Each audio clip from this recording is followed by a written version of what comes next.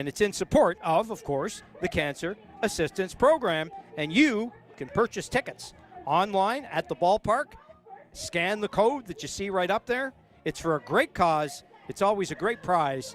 50-50 raffle in support of the Cancer Assistance Program, a regular part of Cardinals baseball and a terrific charity to support. Be sure and be generous. Purchase your tickets if you're listening in the ballpark tonight, or scan the code and get your tickets online.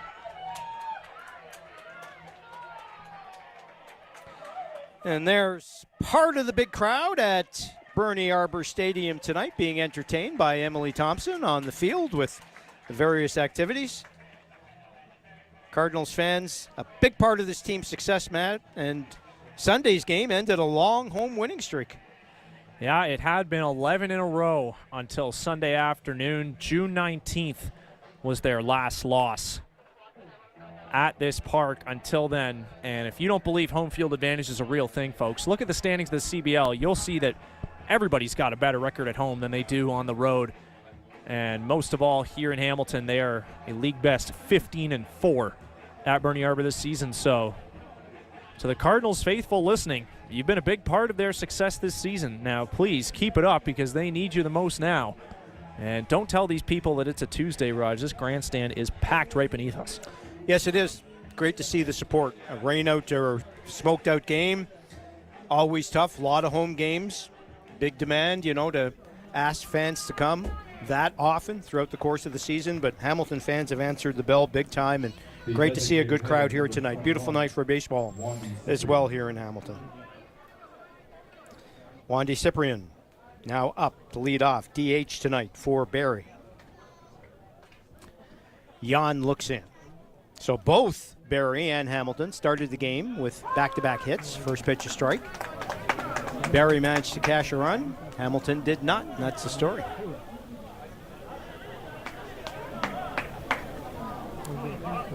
The pitch outside. 1-1 count.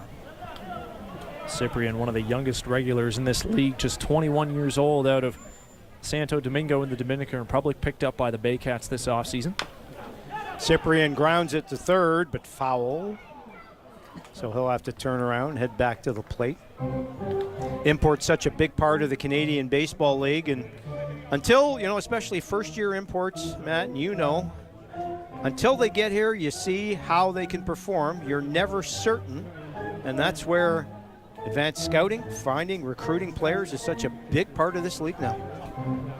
And the Cardinals are familiar. They had some turnover with their international talent last season. And in many ways, it is a black box. Even if you manage to get down there and physically see the players, it's this league constantly evolving. You have no idea truly how they will translate. Swung through as Jan fires one down the middle.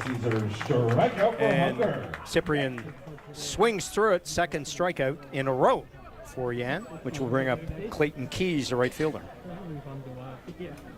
The right fielder, number 23, Clayton Keys. Keys, one of two former Cardinals in this lineup today. He spent 2023 with Hamilton before going off to the Frontier League in 2024, returning to the CBL, joining Barrie midway through last season. First pitch swung through again. Jan's got the juices flowing now. You've got a quality starter when a rocky first inning doesn't bother him in the least. Starts getting in the groove, starts working quickly, and most importantly, throwing strikes. It's funny because when Owen Boone was in the midst of his MVP campaign last year too, that was the one knock on him, is that the first inning would be troublesome at times. Strange that Hector has kind of met the same fate this year. He's mowing him down right now, at least to start the second. A double and a single started this game for Barrie. And since then, Jan has delivered. That one just misses inside, and Jan takes a walk off the mound. He is not liking some of the calls he's had. 2-2 the count now. That one was definitely borderline, but I think Keys' reaction might have sold the call a little bit there. Acted as though he was maybe a little more brushed back than he actually was. 2-2 pitch. Right down the middle and swung through. 3 in a row for Yan.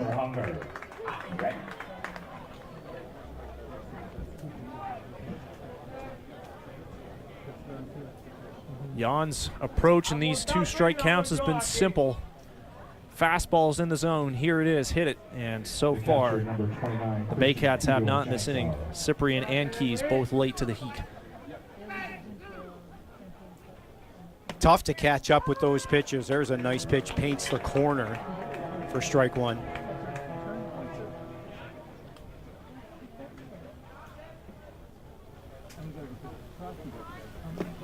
Oh, he's got it going now. Swung through again. 3 strikeouts in a row. I think there's been a total of 2 balls to the last 3 hitters as well. Yan looking to finish it off. Not quite high, ball 1. The one thing with this Baycats lineup, and it is definitely dangerous, but there is swing and miss and there is chase, kind of up and down the order. And if you're a pitching staff who can execute your pitches and flash good stuff, most days it'll be good enough to neutralize them. That one's in tight, 2-2.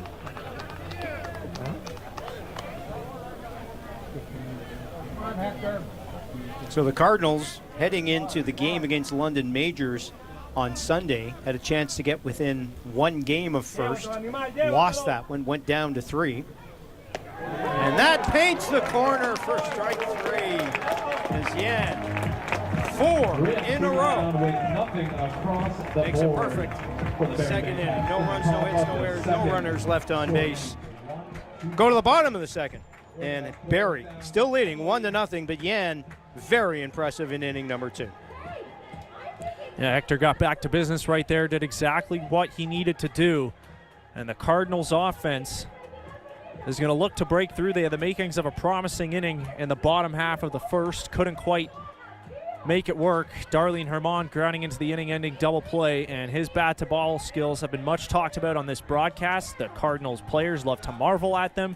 He is just deadly in an 0-2 count. He's never going to give an at-bat away, but the problem is when you're a really good bad ball hitter, sometimes that means some weak contact to wrong places. And with runners on base, Herman hit one on the ground, and he's not the fleetest of foot, and that allowed Benitez to kind of get on his horse and get out of that inning. This inning, he is going to be faced with 5, 6, 7, Barrero, Brown, and McGill. Now, I want to highlight Jaden Brown, the DH tonight. He was battling a little bit of a flu bug yesterday in Brantford, feeling a little better today. He has some history against Juan Benitez. Homered off him in the playoff game last year, Game 3 at Athletic Culture Stadium, the 1 run the Cardinals scored that day. And then, the one time the Cardinals faced him this year, Jaden homered twice against him. And the first one, I've only seen 1 game in Barrie, Raj. It was one of the farther home runs I've ever seen in a CBL game. Over the trees, onto Highway 26. He is facing a guy that he has seen well for multiple seasons. It's been 3 homers in his past 2 contests for Brown against Juan Benitez. He is due up second this inning. All right, we'll see if he keeps that streak going. We keep talking about the importance of matchups, how some hitters can seem to hit any pitcher, a certain pitcher, anytime, and that's certainly true of Brown. And let's see if he does it. But first, Barrero. And this team's depth this year, Matt, is exceptional. You see 3 or 4 mix and match solutions that the manager has with this team. And Barrero is another one, a recent addition to this team, who's made quite an impact already. Yeah, the big lefty hit a couple homers in his first 3 games here. Added another in Chatham-Kent last Tuesday. He had a triple and then scored on an error for a Little League home run. Not an inside-the-park home run because it was aided by the error, but came all the way around the bases after a line drive down the right field line against London on Sunday. He's been productive, especially against those righties. First pitch swung through by Barrero. Strike 1. We're in the bottom of the second inning. Barrie leading Hamilton 1-0. Thanks for being with us on the Tuesday night edition of Cardinals baseball on Cable 14. Hit right past the pitcher and into center field.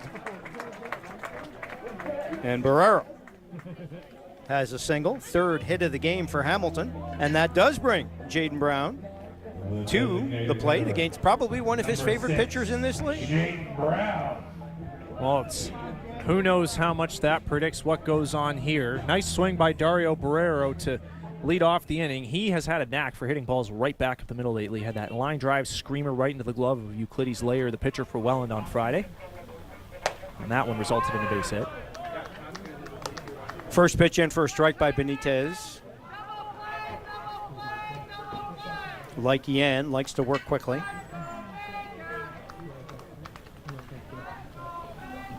Fairly good lead by Barrero at first. Another paint in the corner at the top. This is good pitching by Benitez. He definitely knows the history against Brown. Pitchers don't forget these things, so he has executed two very good pitches right on the outside corner. Not close enough for Jaden to swing at, but good enough to be strikes. 0-2 pitch. Swung through by Brown, and Benitez gets the better of him there for the first out of the inning. Evan McGill coming to the plate now is the other guy who homered on that Saturday contest in Barrie in early July. He took a curveball a little above the knees to straightaway center, about 405 feet away. Benitez looks in. Barrero staying tight to first. First pitch of ball. Talked many times the Cardinals like to be aggressive on the base paths from time to time, play a little hit and run. We'll see if anything's going here. Lower part of the order, although McGill is having an outstanding season. 1-0 pitch, outside again, 2-0. Tyler Duncan has long been the most patient guy in this Cardinals lineup, and a lot of that is a byproduct of the way he's pitched, but McGill can rack up the walks too. I mean, again, he's a catcher, so you'd hope he'd have a good understanding of the plate, and he certainly does. Barrero, better lead this time. Swung through by McGill, fouled off, 2-1.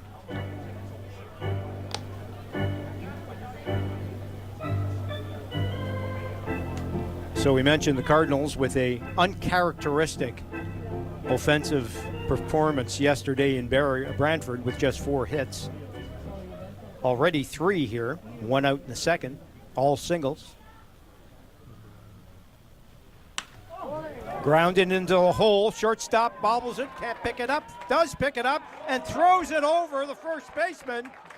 Cardinals will be at second and third. And a break for Hamilton.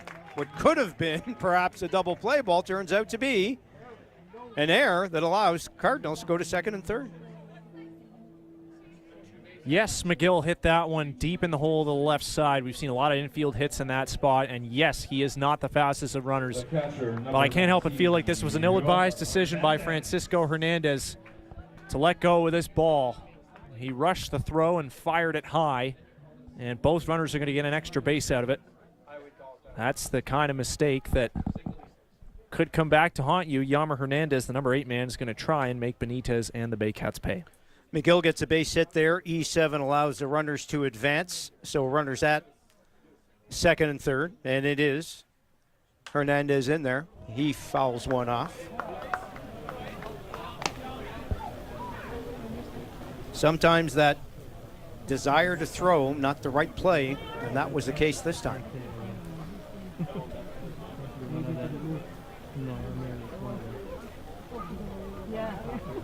Benitez looks in, checks the runner at second. Low, 2-1.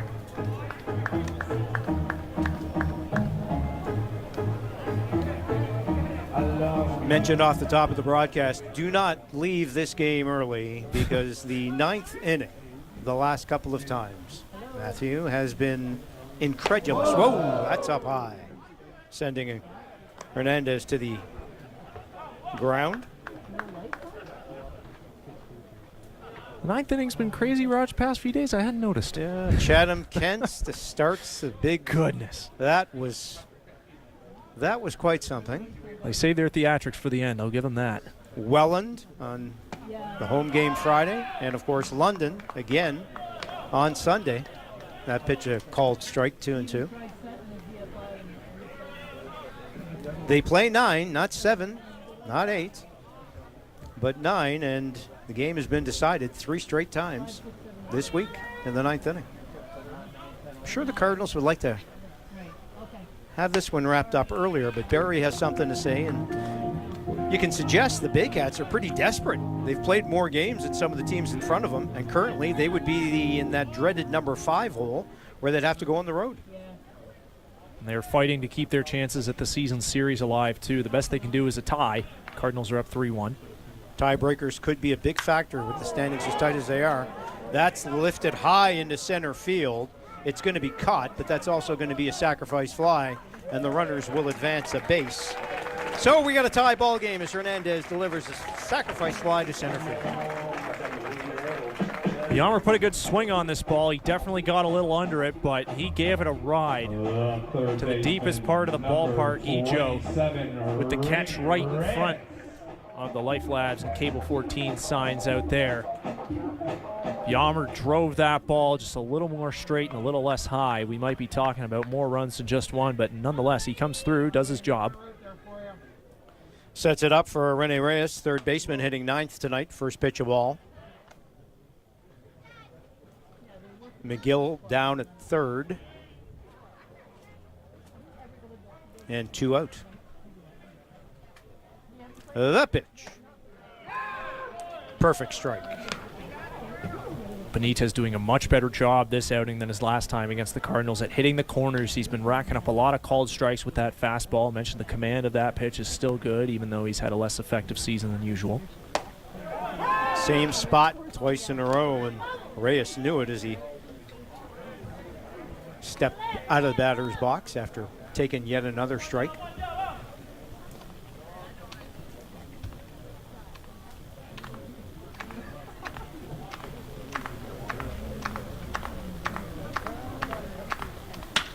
Slapped up the middle, base hit, and the Cards will take the lead.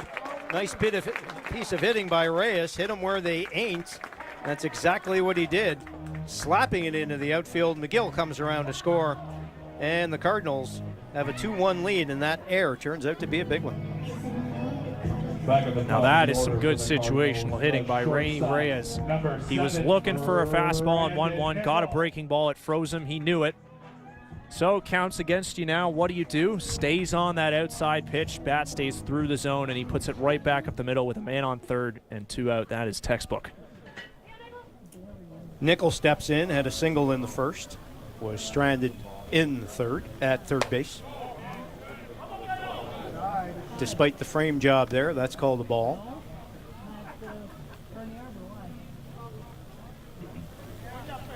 You know Reyes will have a pretty good lead at first base. Second pitch a little high too.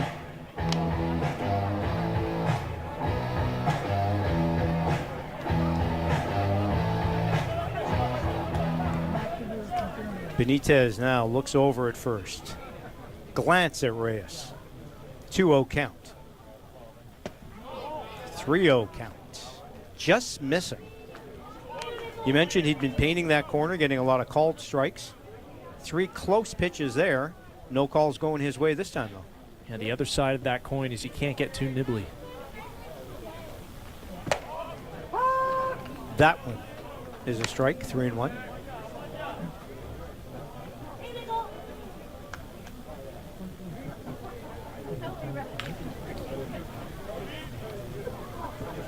Same lead for Reyes at first. Extra step. He's off and running. Slapped into the outfield, into center field. But Ejo is there in his glove.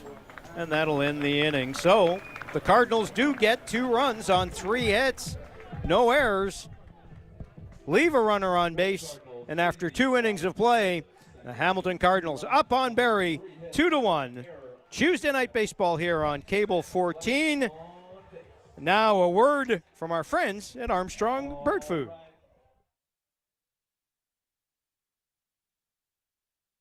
Sometimes the can make the biggest difference. Like nature brightening your day. Bring nature to your backyard with Armstrong Bird Food. Feeding Cardinals since 1986. Thanks again to our friends at Armstrong Bird Food. Great to have them with us here this year on Cable 14. We're in the top of the third inning. Hamilton is leading 2-1. The kids are out running the bases and doing a great job as always. Always doing a great job is the general manager and executive producer at Cable 14. Jonathan Friedman joins us, talk about the upcoming playoffs and the Cable 14 crew. Jonathan, thanks for coming up. What a season it's been here in Hamilton, eh? So exciting. So exciting. This is great. And we're going playoff bound. We know that for sure. It's just where do we sit in that big playoff picture? But we are so excited to be working with the Cardinals and with Eric and with you and with Matt on this next season. This season has been great. Exciting, and the players have been fantastic. You know, Jonathan, it's amazing, too, when you think about the Cardinals' history. Let's face it, you know, there have been a lot of losing seasons here. But since Eric and Anna purchased this baseball team, it's been almost a complete turnaround. You just see, and it started slowly. The team got better and better, and now they're 10 games over 500 and legitimately one of the best teams in the league. I know your crew loves doing the games, but everybody loves following a winning team. We love doing it. I mean, the reality is that Eric and Anna embraced the players, made that a priority. The players important, and a fan experience. They put those things together, and it's great. I mean, they knew exactly from day one. I mean, Eric's done a tremendous job, and Anna as well. I didn't put Anna into the mix until probably, I guess, a year and a half ago, and she's right in there. So the two of them did a great job. And I'm new to CBL, or IBL, now CBL. You told me a history about baseball here, and the whole idea of baseball by community, whether it's Welland or Kitchener or London, is tremendous baseball. It's really quite talented, and it's fun to watch. The league is improved exponentially. There's no question about it. This franchise is improved exponentially. There's no doubt about it. Jonathan, talk to us about, because, you know, every broadcast we do our best to salute the volunteers and the people that work here. But we really don't do enough of a job, and you understand more than anybody else. You're the GM. You're coordinating here, but it takes a village to get anything done. It does take a village. You know what? To a proper baseball game, it takes about a good 12 to 15 people. I want to keep an eye on the game here and not talk over the replay. You keep talking. We won't miss a thing. It's a great team, and today we have in the house two key people, Matt and Brendan, who are just long-time veterans of Cable 14, and they've done a great job bringing together this crew. Matt, I can hear my right ear says he hates compliments. I'm telling him right now that he deserves it, as does Brendan. Matt, don't bug the boss when he's talking, okay? First pitch showed bunt, called strike, by the way, 0-1. Don't bother the boss when he's trying to salute you there.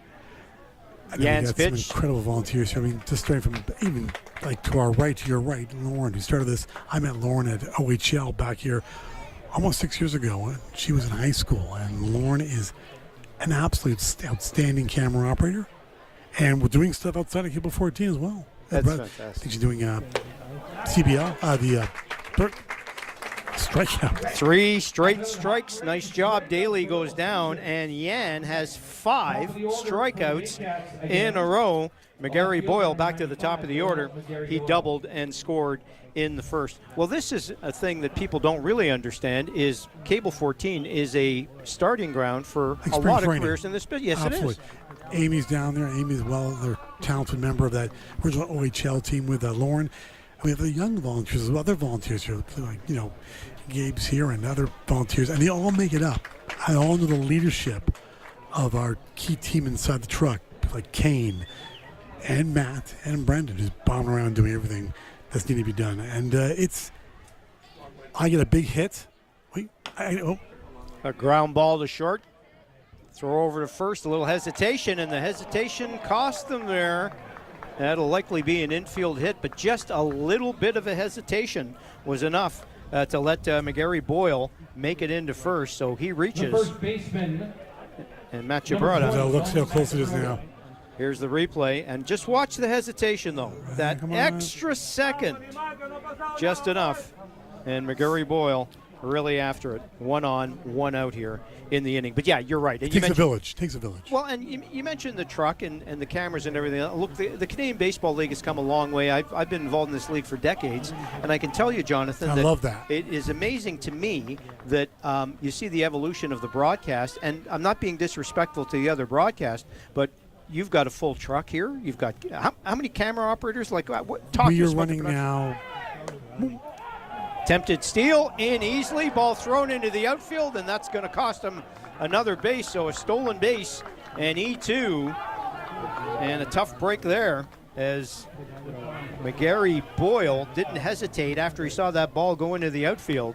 Easily beat the throw at a great jump, and the throw high into center field. And so we've got a stolen base and an E2 and a runner at third base. Yes, we're doing 5 cameras right now with a locked off behind the plate lipstick for a 6th camera, and our 7th camera is the wireless on the field there. So that's I won't say our main, that's a table stakes for every game. We're excited about the playoffs. We're going to try and step things up, and Brendan has some ideas for the playoffs to be even better. And early in the season, we're going to try and bring back that drone. Oh, yeah. Get the drone up there again, which is great. That is a great view, no question. No question. Again, another Cable 14 graduate. Grounder to first, and thought about McGill did, throwing it to the plate, but McGarry Boyle was all the way well past the halfway point, so he just takes the easy out at first, but it's going to wind up being an RBI ground out, and just like that, Barrie ties the game at 2.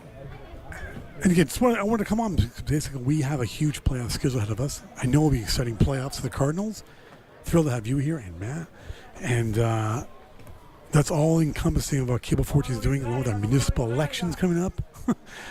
Busy time. By-election, all these debates we're doing. Well, and Jonathan, you know, I'll say it for you. The importance of local community television has never been more important. We live in a day and age now where you can get information from around the world, but where do you get information that affects you and your neighbors better than community television? You guys do a great job, and thank you. Need to be saluted for that. And yeah, election coverage, that's your Christmas night, isn't it? We're doing 14 right now, municipal debates.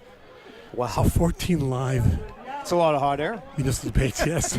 And a mayoral debate on top of a by-election debate, all live in the studio. It's really going to be very busy. And that, along with Supercrawl in town, and Supercrawl will be very busy.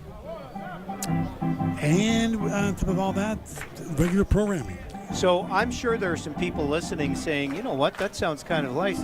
I'd like to volunteer at Cable 14. You can. Do you have any more room for volunteers? We welcome volunteers. Just go to cable14.com, and you can reach out and see how to get involved. And we welcome it. I mean, but we have never enough volunteers. We definitely want you getting involved in everything from camera to graphics to our replays. One person I know, Josh, is at TMU. He was doing commentating for us. Now he's graduating TMU. You know TMU quite Former well. Ryerson, yeah. Toronto Metropolitan University, of course. I believe you were a professor there. I was there, yes. Absolutely. And I go to the Raptor games and I see graduates there. Brendan's talking about other graduates working very busily with the dome truck. That's got to be so satisfying when you see somebody who starts in community More television. for Brendan than me. He knows these young kids coming up. Sure. And I love it. That, to me, is the best part of it. No question about it. Well, the work done by Cable 14 is terrific, and we hope you're enjoying the broadcast, folks, because this is a high-quality production with a lot of cameras that takes a lot the best of we people can to do. There's no question. You're doing a fantastic job, and I think everybody involved in this is great. Stick with us until the inning is, because we need you for good luck. We need an out here. Yan needs another strikeout. He hasn't had one in a little while. You got something you can help him out with here? He's pitching well, but I get he's pitching well. And Barrie is in a hungry team right now to get out of where they are. They do want to find a way to that third spot. Well, it's like we're in the playoffs already when you really think about it, and that's outside, so that's a walk and keep the inning alive and bring Hull to the plate. So the playoffs, for people who don't know, 4 and 5, fourth place and fifth place, play a single elimination game on the Wednesday. Yes, everybody wants to stay away from that one. Yes, that will be a Wednesday. We do too. That game could be played here, but the Cardinals certainly hope it will not. And then 1, 2, and 3 have a bye. The winner of the wild card game plays, and 2 best-of-7s. And boy, would it be fun to have a CBL final in the inaugural season here in Hamilton. Not to get too far ahead of ourselves. We'd love that. We would love it indeed. First pitch is a strike. And I mentioned everybody loves a winning team. How much fun is it at the end of the game when these guys are doing the Gatorade showers and we have the interviews? And, you know, our script says if the Cardinals win, you could take the if out. They're 15-4. They never lose Last there. Friday, that the home run walk-off. Wasn't that something? Oh, it's incredible. Throw over to first, keeps the runner close. We're 2-2 here in the top of the third, 2 out. Hull at the plate. Yan had struck out 5 in a row, but the top of the order again, doing some damage here for Barrie. And we've got a tie ball game. Standings extremely tight. Every game down the stretch, an important one. Yan delivers. That's fouled off.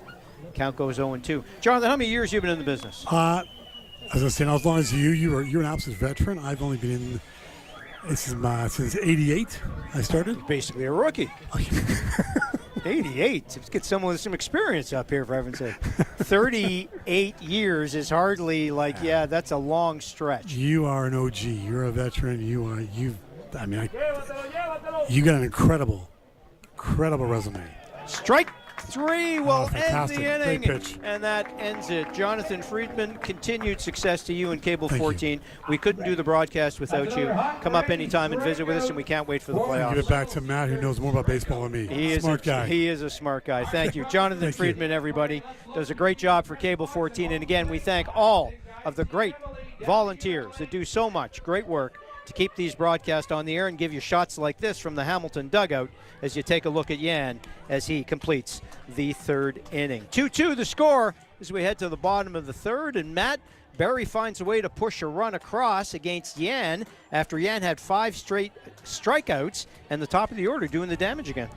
Yeah, and Noel McGarry Doyle in the middle of things, as he always is, and Cardinals fans who watch the playoffs in 2025 will remember the fingerprint he had on that semifinal series that the Bay Cats prevailed in. And that time, the double clutch there by Brandon Nicol at shortstop ends up coming back to play an impact on the scoreboard as McGarry Doyle, he himself has 20 stolen bases on the season, is 21st on the E2 right there, going up to third. His speed got him on base and the infield hit, and basically manufactured a run for Barrie all by himself there. Certainly did, and McGarry Boyle 2 for 2 with a single, a double, 2 runs scored, and a stolen base. So you talk about making an impact here in this ball game, and Juan Benitez making an impact in this ball game as well. You talked about the fact that the Cards have been able to get to him at times and get to him pretty badly, but a pretty good first 2 innings for him. But once again, Cardinals just kind of small balled him in the last inning, get some runs. Yeah, the bottom of the order certainly did their job. A sac fly by Elmer Hernandez and then a 2-out base hit by Rainy Reyes to score the Cardinals' second run of the ball game. And the bottom of the order, we've talked about it, Raj, how crucial they've been to the Cardinals' success this season. Last night in Brantford, they went a combined 1 for 12. Definitely making amends with that, with the work that they did in the bottom of the second, and now it's time for the top of the order to try and do their best to put the Cardinals back in front. The 2-hole hitter Carlos Dominguez steps in. The right fielder had a bunt single and a beautiful bunt single back in the first. Shows bunt again. This time a called strike. Man, when you hit the ball as hard as he does, the fact that he's so willing to bunt so often says a lot, doesn't it? Whatever it takes to get on base, yeah? It is quite something. Find yourself a power hitter in baseball who loves bunting as much as Carlos Dominguez. Guarantee you can. That would be an impossibility, I think. Benitez chopped into the ground. Shortstop. Long throw to first. Dominguez getting quick. He thought he was safe. Umpire disagreed. That's going to be a 6-3 first out of the inning. Domingos really thought he'd beaten that one. Yeah. Half step, if that. Saw similar play with McGarry Doyle last inning. Let's have a look here. Throw across the diamond. He's out. He's out. By step. Good call. The second baseman, number 24, Darlin Herman. Herman steps in. He grounded into a double play in the first. 6-4-3.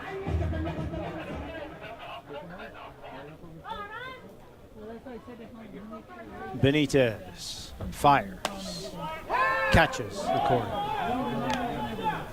Strike 1. Like a lot of the Cardinals, Herman having a terrific year. Cardinals 1-9. We've talked about this lineup, consistently good. Grounder to short, that's bobbled. Has he got time still? He does. Great recovery on that play. Hernandez bobbled it, but kept his composure. And even with Herman, who doesn't have great speed, but was flying out of that box, still beat him by a good step.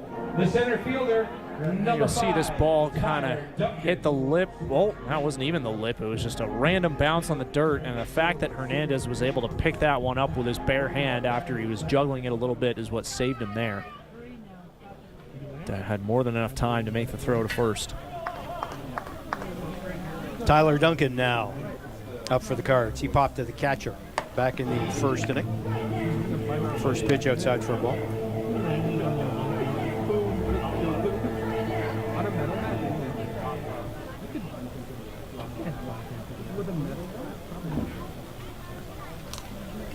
Benitez fires. Sky high pop-up. This looks like a replay from the first inning, going a little deeper towards the dugout. This time it's the third baseman who comes over. Hull picks it up, and an impressive third inning for Benitez as the Cardinals go 1, 2, 3. We're through 3 innings here tonight at Bernie Armber Memorial Stadium. It's an important regular season game. The standings are tight, and this game is tight. It's 2-2, Barrie and Hamilton.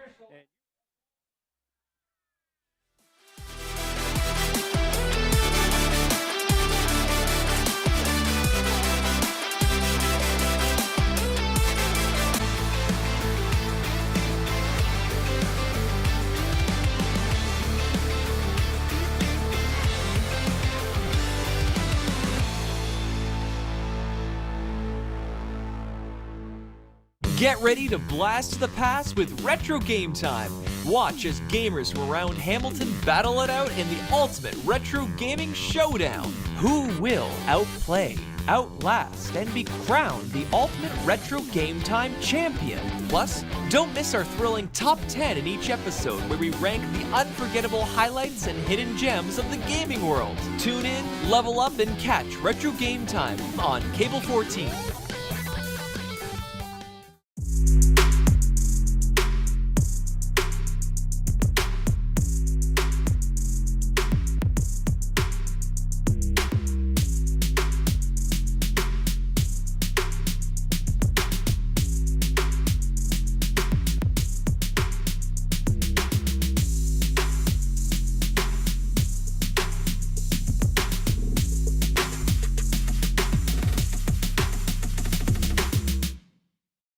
Hamilton is a city best understood from the street, and today we're seeing it from the front seat. Join me as we ride along with Police Chief Frank Bergen to talk leadership, public safety, and the city he has spent a career serving. Buckle up.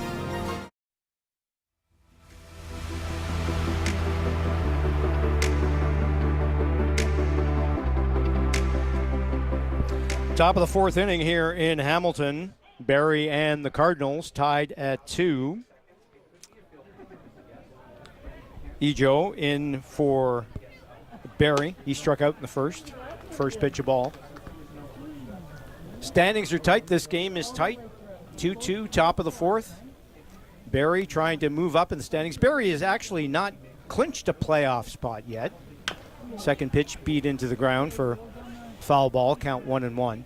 Just a matter of time, though. The magic number for Barrie is 2. Any combination of 2 Barrie wins and 2 Brantford losses will clinch it. They have a 8-game lead with 10 to play, so it's not in jeopardy. They're looking to move up, at least get 1 home playoff game. Swings through that one, count 1-2.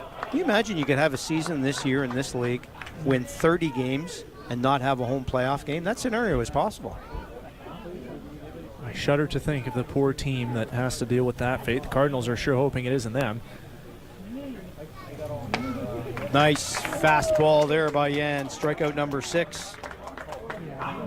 That's another hot. Denise Ejo drew back into the Barrie Baycats lineup this year after a year away. He was excellent in 2024, kind of the centerpiece of their lineup of that championship-winning team that went 10-0 in the playoffs.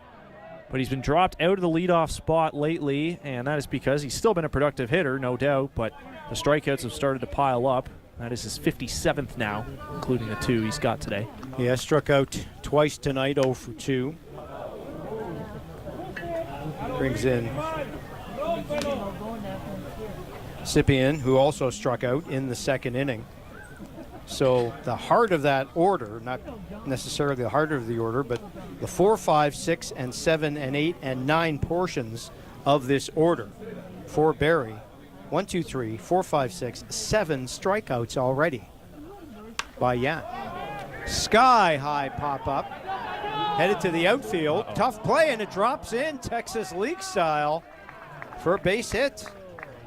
The right fielder, number 23. Tell you what, Raj, I Clayton was Keys. worried the second the ball left the bat, because watch right here, Brandon Nickel throws his hands up. He Doesn't can't know see where this it ball. is. Yep. That weird twilight, you see it especially this time of year. We had a playoff game in round 1 last year, game 2 of the series against Chatham-Kent here at Barrie Arbor, and it was around this time of night, late August skies, a little bit different than June. And there was about an inning where none of the outfielders could see anything, and all the fly balls were just dropping in. It was the most bizarre thing. Happened to the Cardinals that time. That ball found its way in for sure, although it was still kind of between Nickel and the outfielders. But yeah, when you can't pick it up off the bat, makes it that much tougher. That's a wild pitch that's going to advance a runner. As Yan just fired that one, it looked like through the catcher. We'll take a look on the replay. Hernandez. Yeah, we'll have a look at Yan as he looks in, shaking that off. Takes a look at the runner at second. 1-0 pitch coming. Another low one, but this one caught and strike as swung at by Keys. Counts 1-1.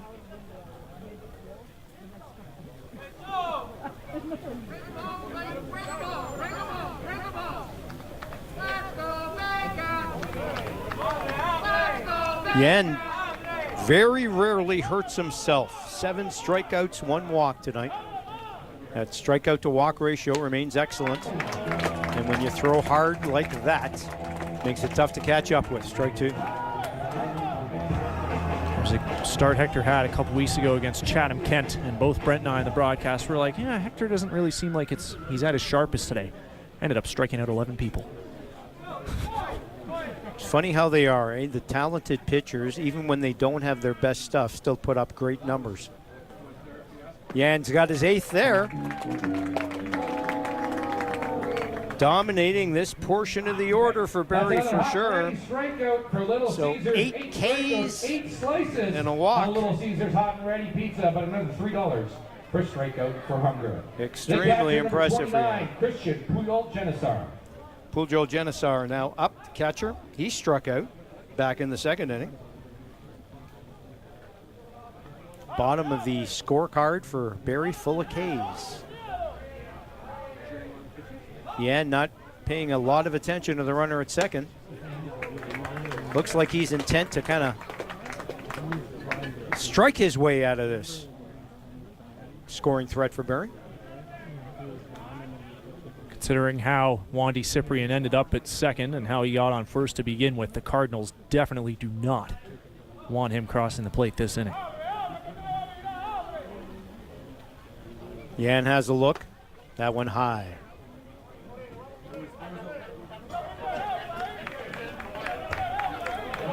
Our next broadcast Friday night here on Cable 14 as the Cardinals season continues. 2 glorious days off. What are you going to do with them?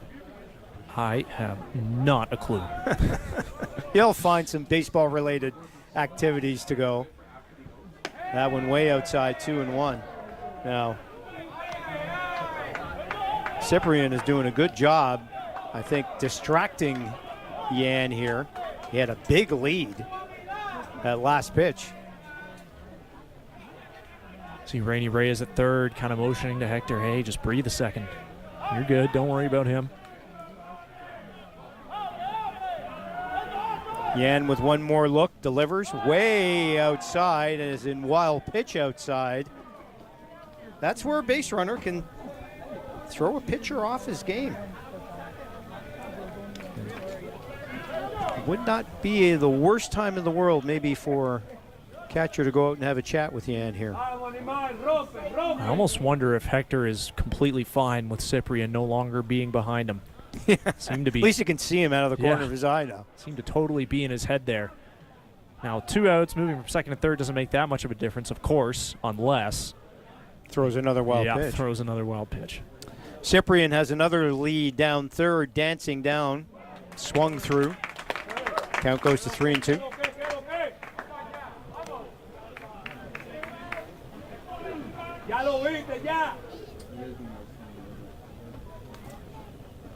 Beautiful summer night here at the Hamilton Ballpark. Jans, payoff pitch inside.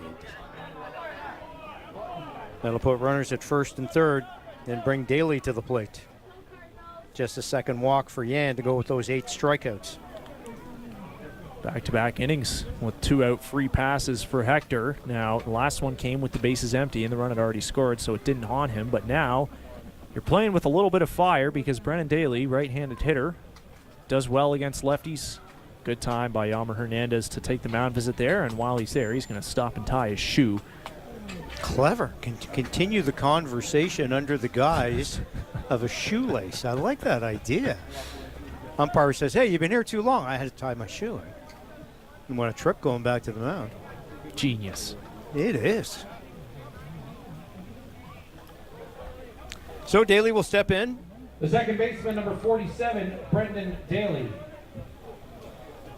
Struck out, as I said, back in the second inning. We're in a 2-2 tie, top of the fourth inning, 2 outs. Barrie with runners on the corner, so a big early moment in this ball game. Both runners with a bit of a lead. First pitch, off speed, in for a strike. McGarry Boyle on deck, and he's been the hitting star tonight for Barrie. 2 for 2, 2 runs scored, and a stolen base. Yan would like to finish business right here, obviously. Second pitch swung through by Daly, 0-2. Daly, the former Hamilton Cardinal, he spent parts of 3 seasons here. Got a fresh start with the Baycats here in 2026. He's making good of it. 250 average, 742 OPS, bouncing back a little bit from last year. 0-2 pitch from Yan. Runner going at second. No throw. And stopping between, maybe trying to draw the throw, but easy stolen base. And that puts 2 runners in scoring position. Count 1-2. If they're going to give it to you, you take it. That's exactly what the Baycats did there. Yan fires outside. 2-2. Yammer Hernandez definitely worried about a trick play there. Didn't want Wandy Cyprian making a dash for home if he threw to second. So that's why he didn't do that. But now, base hit probably scores 2.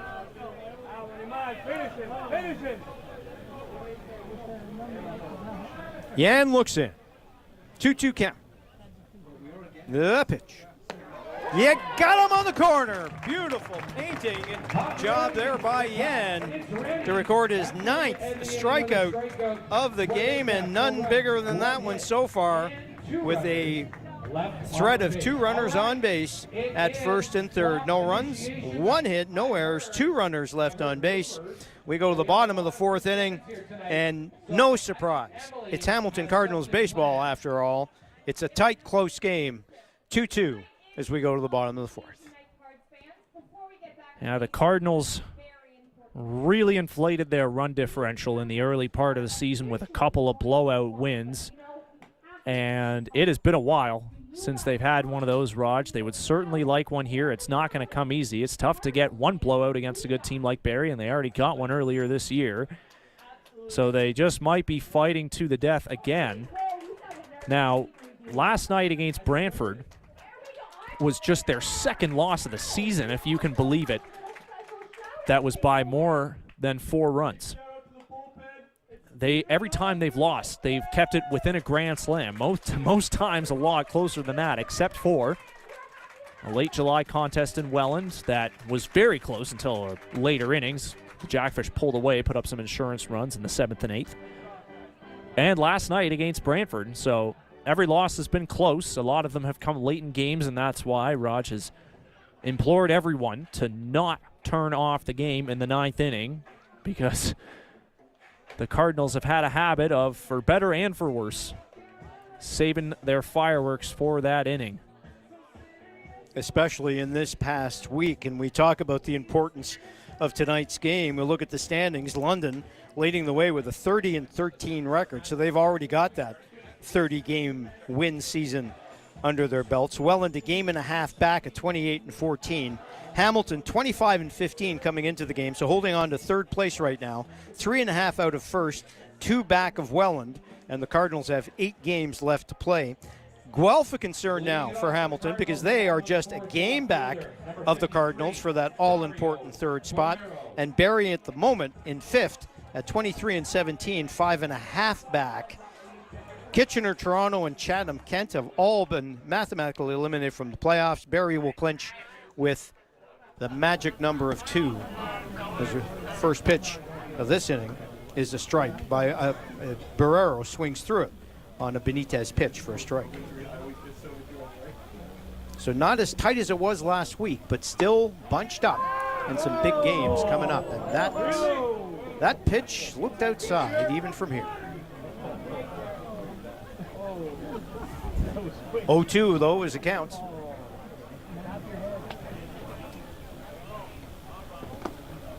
That one a ball, 1-2. Just one other game going on tonight in the Canadian Baseball League, and each game being so important, of course. Chatham-Kent, it's early, top of the 5th, leading Guelph 5-3. Chatham-Kent and Toronto could be 2 very annoying teams to play down the stretch here, because you kind of expect you're going to win those games, but as we've seen, Chatham-Kent has played some pretty good baseball recently. Yeah, you can't sleep on anybody. And that game is still early, of course, and the Royals have a great bullpen, so if they were to come back and take the lead, you feel it'd be safe. But the Barnstormers would be doing both these clubs a favor if they can hang on at Hastings Stadium right now. And especially Barrie, because Barrie wins here tonight, and Guelph loses. There's a tie for that 4th spot. Fouled back. But I don't want to say lots of baseball left, because 48-game season, we're down to 8 to play for Hamilton. London only has 5 left, so not a lot of baseball left, but still plenty of time for some standings changes here. Definitely. Full count pitch. Grounded by Barrero. He had a single in the 2nd and came around to score on McGill's hit.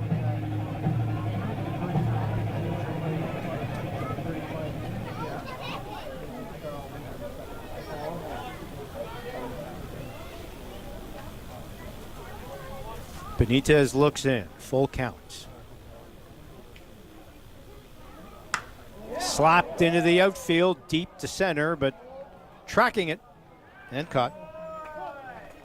Barrero gives it a bit of a blast out to center field, but Ejo right there, first out of the inning. Cardinals, our past few games have been coming up empty on some hard hit balls to center field. You got to trust those are going to drop, but it would behoove them to find a gap or a line one of these days. There was some of that in Brantford in the early innings last night too, before the Red Sox pulled away. Brown comes in, grounds to short, scooped up and picked, throw to first, dug out of the dirt, and nice play all around. 6-3 is the 2nd out of the inning. It has been a busy night for Francisco Hernandez at shortstop for Barrie. He's had quite a few hard hit balls to him. And another one there, picked it up on the scoop and records a 2nd out. And that brings Evan McGill to the plate, who singled and scored in the 2nd inning. I'm sure Francisco's not complaining, because we've talked about how this hasn't been the best season for Benitez, but regardless, even when he was at his best, pitch to contact guy. Swung through there by McGill. McGill also had an RBI with his single.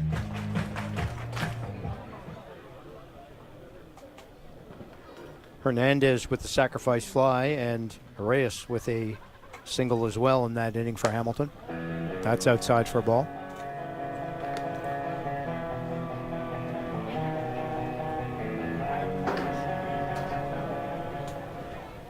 McGill has been a tremendous addition to this team. Slapped past the first baseman into right field for a base hit. McGill getting good wood on that ball. He's 2 for 2. But as a first-year player, and the significance and the number of games he's caught, he has certainly fit in here very nicely. Sure has, and it's hard enough.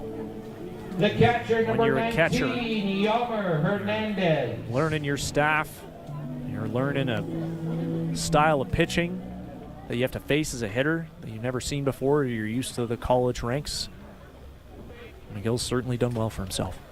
Yoner Hernandez steps in now for the Cardinals.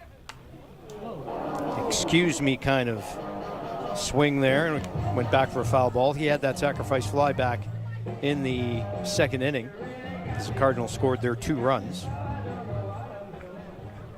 2 out, 1 on, bottom of the 4th. Still tied at 2. Benitez looks in. Swung through by Hernandez. 0-2.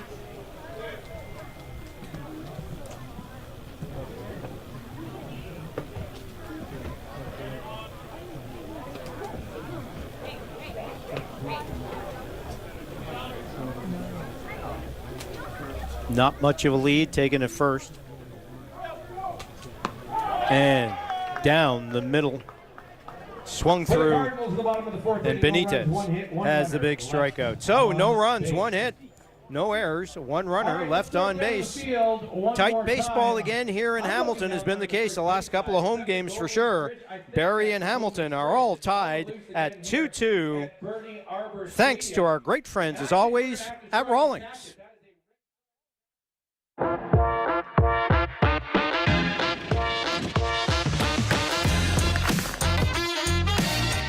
My first professional glove, that's the one I remember the most. When I was coming up, even though it wasn't that long ago, having your name on a glove was a big deal.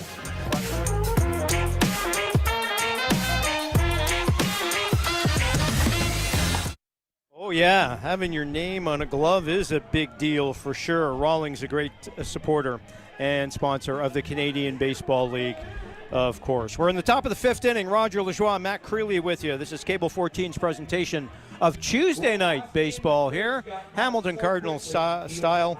Glad you're with us. All the games crucial here as we go down the stretch, including this one. Tied as we go to the top of the 5th, and both pitchers have been effective, and especially when you consider Jan's 9 strikeouts, overpowering at times too. Yeah, effective, not perfect, but Hector Jan has certainly had the Baycats in a blender for the majority of this game. Now, this isn't quite the speed run contest that Luis Ramirez and Luis Perez were having on Sunday. That was an efficiency masterclass on both sides. The score a little bit higher in the early innings in this game, but these are 2 veterans who have pitched in the minor league ranks, pitched in the independent ranks elsewhere, and now find themselves in the CBL. Just another day at the office for Jan and Benitez today. How about some of the scores in this league this year? Well, we've talked about it, and one of the reasons the Cardinals' run differential is as good or as high as it is because of some of the early season games. 23-1 was it against the Toronto Maple Leafs game we did here earlier this year. 11-0 against London, and another 11-1 game. But boy, there have been some tight baseball games in the last little while.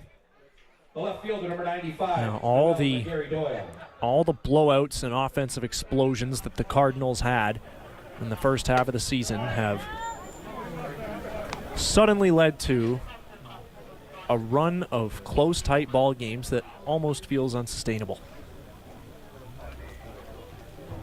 1-0 pitch from Jan. Results in a 2-0 count, low for a ball.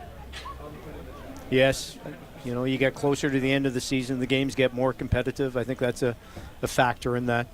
early in the season, maybe some experimentation with pitching with some teams. How is that not a strike? Because Yan, again, has a word for the umpire, and now quite a discussion at the plate. Even takes a second to let his teammates know. Where was that pitch? But it's 3-0. And it is now ball 4.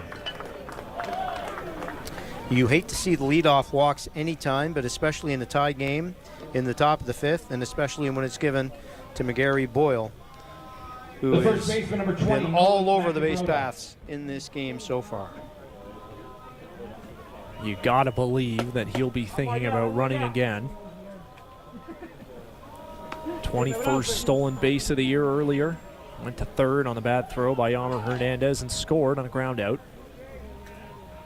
Macabrota steps in for Barrie. And yes, we'll keep an eye at first base. Good lead already. Yan fires the first pitch in. That catches the corner for a strike. Keeping your composure when you get some calls that you think should have gone your way.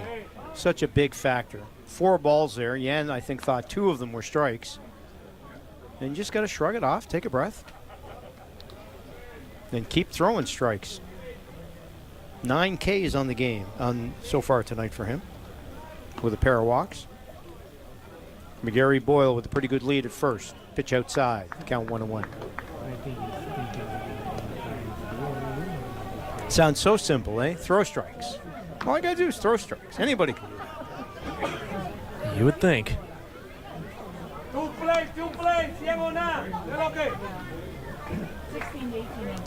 McGarry Boyle's got a good lead at first. Yan looks over at him, fires it in. Swung through there, awkward swing. But Macabrota just almost a defensive swing when you looked at it. Count 1-2. Kids these days have been calling that a sword. And Macabrota was completely twisted around by that inside fastball from Hector. 1-2 count. The pitch. Outside. Set up deliberately outside that time. If you're going to waste a pitch with a runner at first base, that's a pretty good idea, as Hernandez would have been in great shape if McGarry Boyle had decided to run. Let's see if he's thinking about running now at a 2-2 count.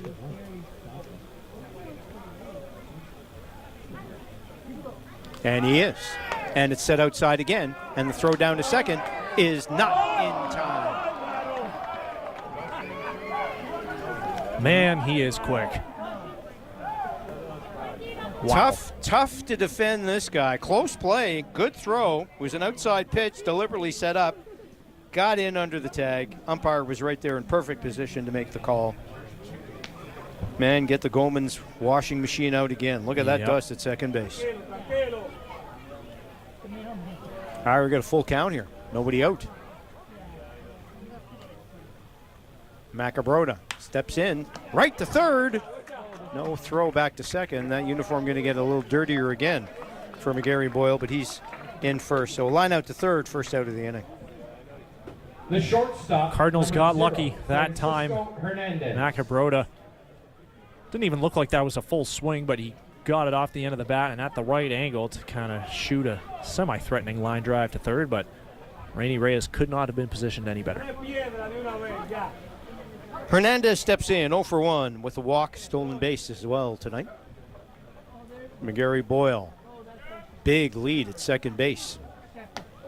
Yan fires strike 1. Francisco Hernandez, the Montreal product, spent 7 years in the St. Louis Cardinals minor league system. His brother Brandon had been here before last year, and they recruited him, so now they've got the Hernandez brothers in Barrie. You talk about your dedication to the game, eh? Playing 7 years in a team's organization. Bet you saw a lot of different cities in that time. Throw down to second, and almost, well, did skip into the outfield, but not deep enough for McGarry Boyle to try to take another base. That is a risky one by Yammer Hernandez, and I think this ball got enough of Herman that slowed the ball down, preventing McGarry Doyle from going to third.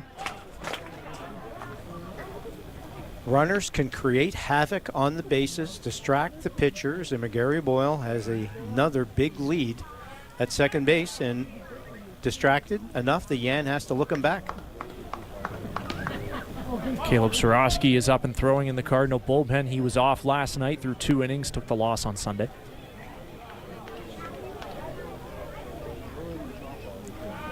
Yan looks in, off to third, and I was going to say don't bother with the throw, and Hernandez felt the same way as it bobbled when it came through the dirt. Another stolen base, and McGarry Boyle is just running roughshod right here tonight. Third stolen base of the game, and no throw and no slide needed there. Speed kills. Now he takes a lead down at third base. That's hit into center field. That's going to be deep enough to score McGarry Boyle with his speed. And Barrie will retake the lead here in the top of the 5th inning. Sacrifice fly for Hernandez.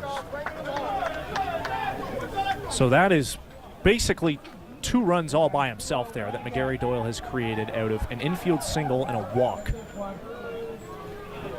Just a clinic in base running right now for the Baycats leadoff man. Noah Hull steps in. He's 0 for 2. Struck out his last time up in the 3rd. So McGarry Boyle now 3 for 3. 2 for 2. 3 runs scored, a single, a double, and a walk, and 3 stolen bases.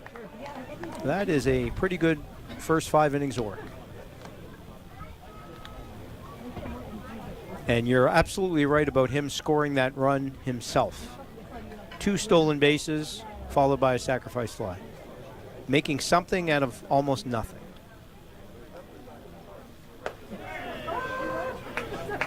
That's in for a strike, count 1-1. And the point you made about the leadoff walks earlier, you never want to see it, and it's true because it comes back to haunt you, but since then, Hector has retired the next 2 batters he faced harmlessly, and now a leadoff walk followed by 2 harmless outs usually doesn't mean anything unless the guy who you walk is capable on the bases of McGarry Doyle, and it's given the Baycats the lead.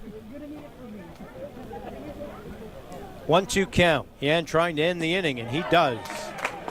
The hot and ready Strikeout number 10 for Yan, but the Baycats do get a run. 1 run, no hits, no errors, and nobody left on base.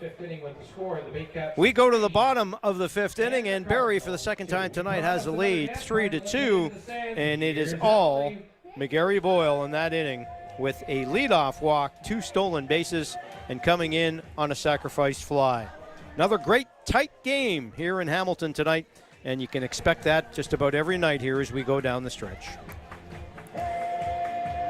Sure can. Juan Benitez back out there for inning number 5, and this is where things went south for him last time. Cardinals had a 5-run 5th in Barrie on Saturday, July the 4th, and Benitez could not escape it. The longest he has gone in a start this season is 6 innings. He's reached that mark 4 times, including his last time out. That was a week ago, last Tuesday in Guelph. 6 innings of 3-run ball with 5 strikeouts for him that time. He's getting near that mark now. As speaking of Guelph, the Barnstormers maintain their 5-3 lead over the Royals. Bottom of the 5th over at Hastings. It's time for scoreboard watching, Matt. No question about it. This time of year, we're Is down. it ever? Stretch run. That is an important ball game tonight. The Guelph Royals have had their moments this year, but have been basically a 500 team for a chunk of games now, and they've fallen back as has Barrie. And that game is I don't know, I'll call them, they're all must-wins at this time of the year. But you do not want to lose at home to Chatham-Kent. No disrespect to them, who, again, have played very well, including beating the Cardinals in a great comeback, coming back from a 9-3 deficit. Beat the Toronto Maple Leafs in Toronto 4-2, so playing well home and away, it looks like, in the last little while. And that could be a team that's a real spoiler here down the stretch. I do want to give credit to the Royals because they started the season 0-5 Barrie began their title defense last year with a 1-5 start. It's a good lesson. You can't get too worried about the first few weeks of the season because even in that shorter schedule, man, can things change fast. Well, and rosters sometimes don't get set at the start of the season. Your pitchers aren't quite where they want to be at the start of the year. It does take time for the season to develop a rhythm. That's 100% right. Bottom of the fifth, Reyes leads off and watches the first one go down the middle for a strike. So I wonder if Jan's night is done as Sorosky continues to throw in the Hamilton bullpen. No action in the Barrie bullpen. Grounded to third, slapped down, and that's going to be beaten out at first base. Infield hit for Reyes. It's a tough play. Hull did a good job to get his glove on it, but by the time the ball bounced off his glove and Hull got up, that allowed Reyes to be 3/4 of the way already to first, so no throw. And Hamilton has the leadoff hitter on, setting the plate for Brendan Nickel. Nickel is 1 for 2, singled in the first.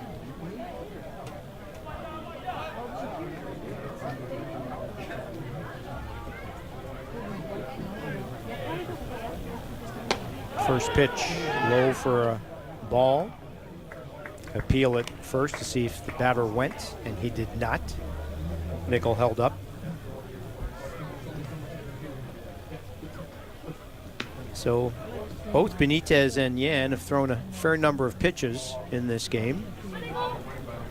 We'll see what the leash is on Benitez. Second pitch is a ball. There is no activity, but there's a lot of stretching going on in that bullpen, and that's usually the first sign that somebody's going to be up throwing sooner rather than later. As far as Hector goes, he's kind of got that hoodie half on, half off. He's very vocal right now with Luis Bernardo standing outside the dugout. So body language-wise, that might suggest he's done. Fouled back. Competitor definitely wants to be in there as long as he can, but strikeout pitchers do have the penchant for throwing a lot of pitches because it takes a lot more pitches to get a strikeout than it does, obviously, some quick outs. And there weren't very many quick outs for him, plus 2 walks. And Barrie found a way. They produced the runs tonight, especially with speed. That's in for a ball, 3-1. Hit and run was on a couple pitches ago. Nickel fouled it back. Now he's in a pretty good count.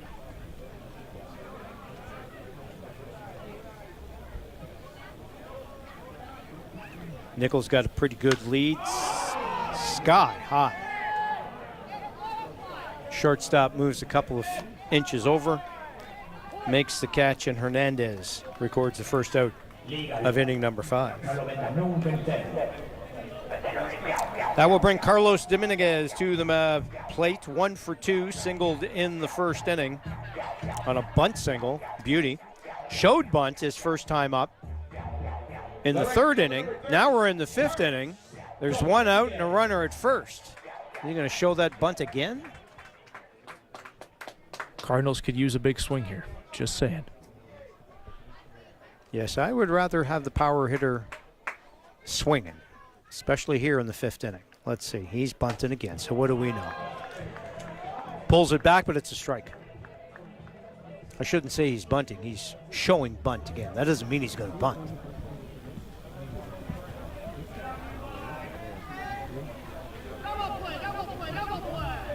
The pitch. Slapped into right field deep, but easy play. Second out of the inning is recorded. Keys got over there easily. He only had to move a couple of feet to his right. And Herman comes to the plate. He's 0 for 2. Grounded into a double play in the first. Grounded to short in the 3rd. The second baseman, number 24, Darlin Herman.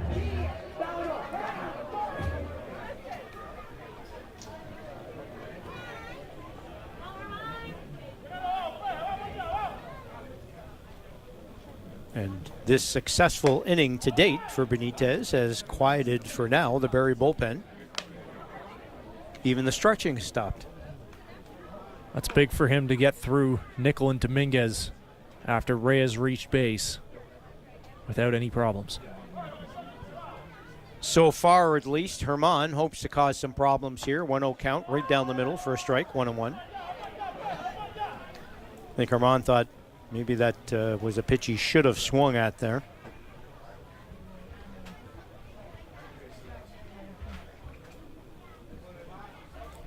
Reyes with a bit of a lead at first. 1-1 the count. On the corner, Herman jumps up and down, not liking that call.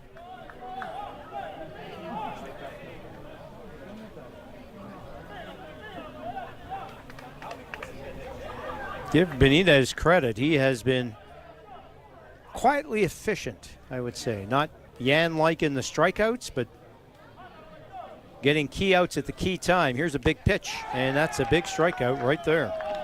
And it'll end the inning. So the Cardinals wind up with no runs, 1 hit, no errors, and 1 runner left on base. We're through 5 innings here in Hamilton tonight on Cable 14 Baseball, and Barrie leads Hamilton 3-2. You are watching the Tuesday night edition of Hamilton Cardinals Baseball presented by Life Labs on Cable 14.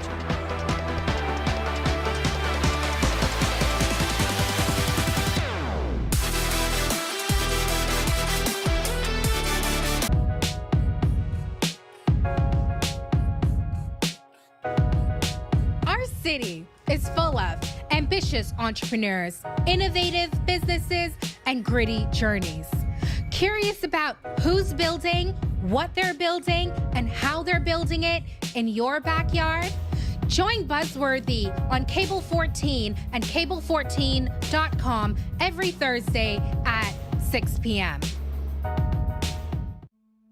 Food in general is just, you need it for mental stability. And sometimes if you don't have that access to food, you just can go mentally in a downward spiral. Sometimes it's hard living paycheck to paycheck. If it wasn't for a food pantry, some days I would probably not be eating at all. Introducing the all-new Cable14.com. Watch what you want, when you want. Watch all of Cable 14's content live or use the website's TV guide to search for your favorite program. Discover what local events are happening in Hamilton and learn how to get involved at Cable 14 as a volunteer or community producer.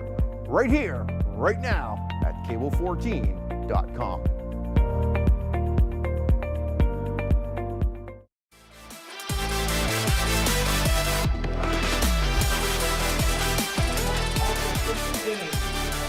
To the top of the 6th inning we go here at Bernie Arbor Memorial Stadium. It's the Barrie Baycats and the Hamilton Cardinals. Barrie up 3-2, and we got a veteran pitching change here on the mound, Matt. Caleb Sorosky coming into this game for the Hamilton Cardinals, his team leading 19th appearance of the season. First pitch fouled off. Sorosky has been a very valuable member of this bullpen, which has had its challenges, certainly, especially in recent games. Sorosky not immune to that, of course. He took the loss on Sunday on a 2-run moonshot down the left field line by Michael Escato. Now, was it fair? Was it foul? Question for another day. But I'll ask the question on this day. It looked foul to me, but the umpires were definitive in the call. And although there was some questioning by Hamilton, either way, you're right. That was a moonshot. Did he hit that baseball on Sunday? And there's a good start for Sorosky. 3 straight strikes on Ejo. 1 out. Sorosky's had success against Barrie this year. 1 1/3 scoreless on Thursday at Athletic Culture Stadium. And what would become a Cardinals win. And in his games that he's appeared in so far, 31 2/3 innings, 5.12 ERA, 1.14 WHIP, and a very nice strikeout to walk ratio, 33 Ks to 6 base on balls. Cyprian now up for Barrie. 1 out, top of the 6th. Ejo struck out all 3 times he's been up. Cyprian takes the first pitch, a strike. Sorosky not fooling around out there. Fouled off, 0-2. Wandy Cyprian was the only man to hit a home run off Welland closer Davey Mendez this season until Friday night, when Carlos Dominguez joined him in that group. The 21-year-old has got some pop in his bat. He's hitting .353 as well, so the hit tool is there as well. 1 for 2 tonight. He singled his last trip up in the fourth. Swarovski's third pitch, first ball he's thrown since coming into the game, 1-2.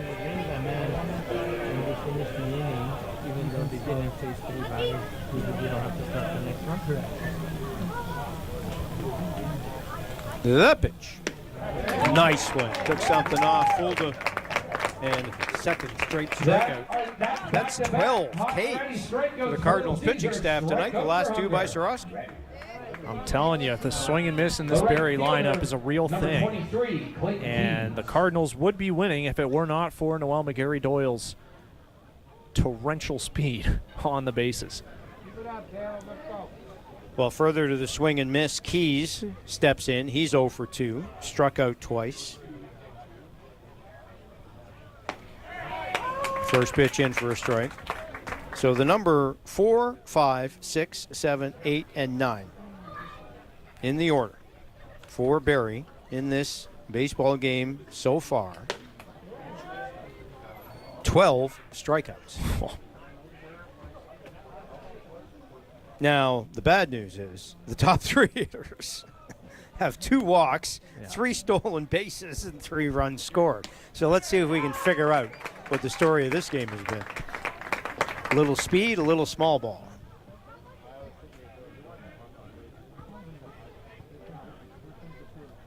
One, 2 the count. Swarovski looks in.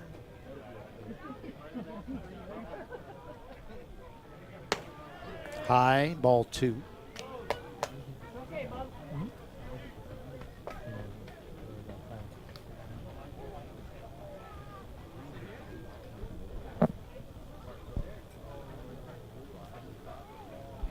The pitch.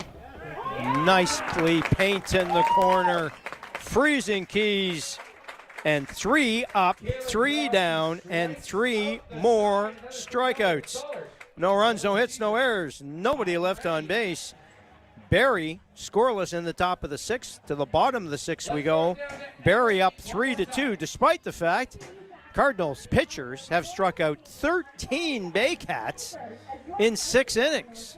That's pretty impressive. Sure is, and it's a good way to rack up the Ks when you're going from Jan to Swarovski, as the Cardinals have often done this year, and they've done once again here tonight. Caleb Swarovski, ever since he came into this league last year, has been one of the premier pitchers at racking up called strikes in this league. Opposing hitters are not as aggressive as you would think against Swarovski, given how often he pounds the zone, and I've always felt that his delivery is what causes that. It's a lower arm slot, a wide release point. It's smooth or nonchalant is not the way to describe it. It's kind of herky-jerky, and it's coming at you from a weird spot, and because of the slot, his pitches are kind of all horizontal. Everything either runs or cuts, and because of that, it's tough to know whether to swing until, whoops, the ball's already by you, and it's a strike. Now that makes Swarovski's otherwise unspectacular velocity play up, and he is kind of an example of that new age thinking of pitching where sometimes just the way the pitcher delivers the ball is in itself an advantage. Look what the Blue Jays have in Tyler Rogers, for example. And thanks largely to that, he has been a presence in the Cardinal bullpen, and he is a workhorse too. He opened the bullpen game a couple weeks ago in Kitchener, went 3 innings, so he checks a lot of boxes back there.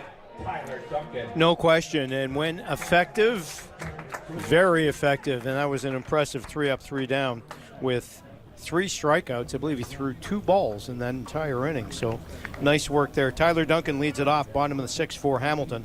He's 0 for 2, couple pop-ups, both down the left field line. One to the catcher, one to the third baseman. This time he goes down the right field line, grounds to first, and a quick out to start the inning. Like Duncan has gotten 3 pitches he has chosen to swing at, and he's not an aggressive first pitch swinger usually. But 2 pop outs and a ground out. He's got to straighten that ball out. Benitez has induced hard swings from Tyler all 3 times. 3 pitches, 3 outs against Duncan today. Doing a great job keeping him just off balance enough that the swings haven't really amounted to anything. Barrero up now for the Cardinals, 1 for 2. Singleton scored back in the second inning. First pitch paints the corner for a strike, 0-1. Benitez has been very efficient the last couple of innings.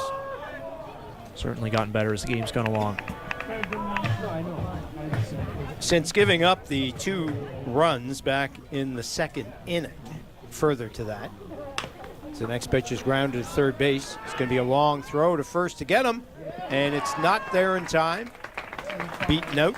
Infield single for Barrero. Since that second inning, a 3 up, 3 down in the third, just a single in the fourth, just a single in the fifth, and now a single here in the sixth. Noah Hull probably had enough time if he made a great throw to get Barrero at first, but that one pulls Macabrota off the bag and was a little low as well. That's where, when you're running hard out of the box, you get the benefit of the doubt. Makes the play tougher. Even routine ground balls become tougher when you're barreling out of the box. Here's Jaden Brown now. He's 0 for 2. Struck out, grounded to short. Evan McGill on deck.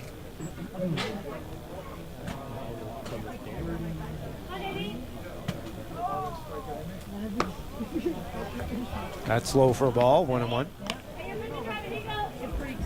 Mentioned the history between Brown and Benitez. So far, Benitez has gotten his revenge tonight. Strikeout and a ground out. The man who had tormented him up to this point.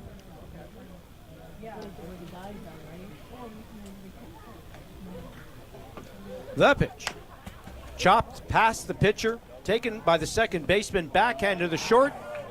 4-6 and almost a very nifty 4-6-3 double play. Some nice defense shown there. And it was Daly just kind of backhand flipping that ball over to Hernandez. They get the first out, not in time to complete the double play. The first baseman, Jaden just beats it by milliseconds that time. Nice effort, though, nonetheless, by that Barrie infield. Again, they stay busy. McGill's 2 for 2. First pitch fouled back. He singled, scored back in the second inning. Singled and was left there in the fourth. We talked about him earlier, what a significant contributor he has been. Mostly as catcher tonight, getting some time at first base. Setting up way outside, oh my goodness.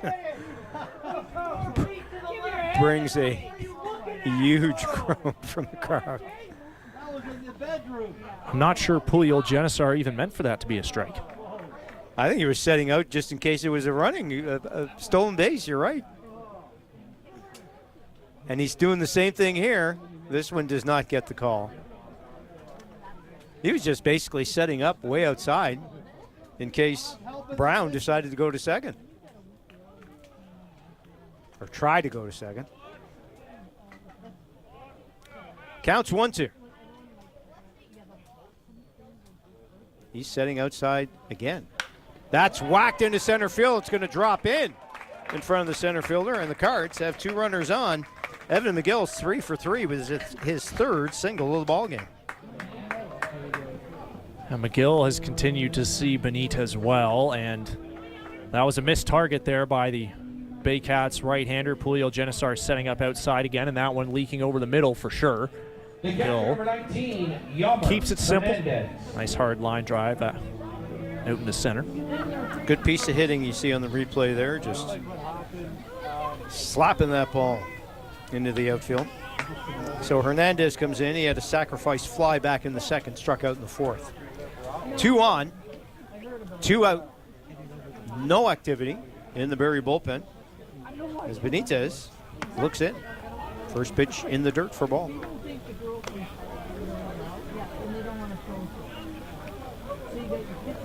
You surprised the bullpen's not up for Barrie?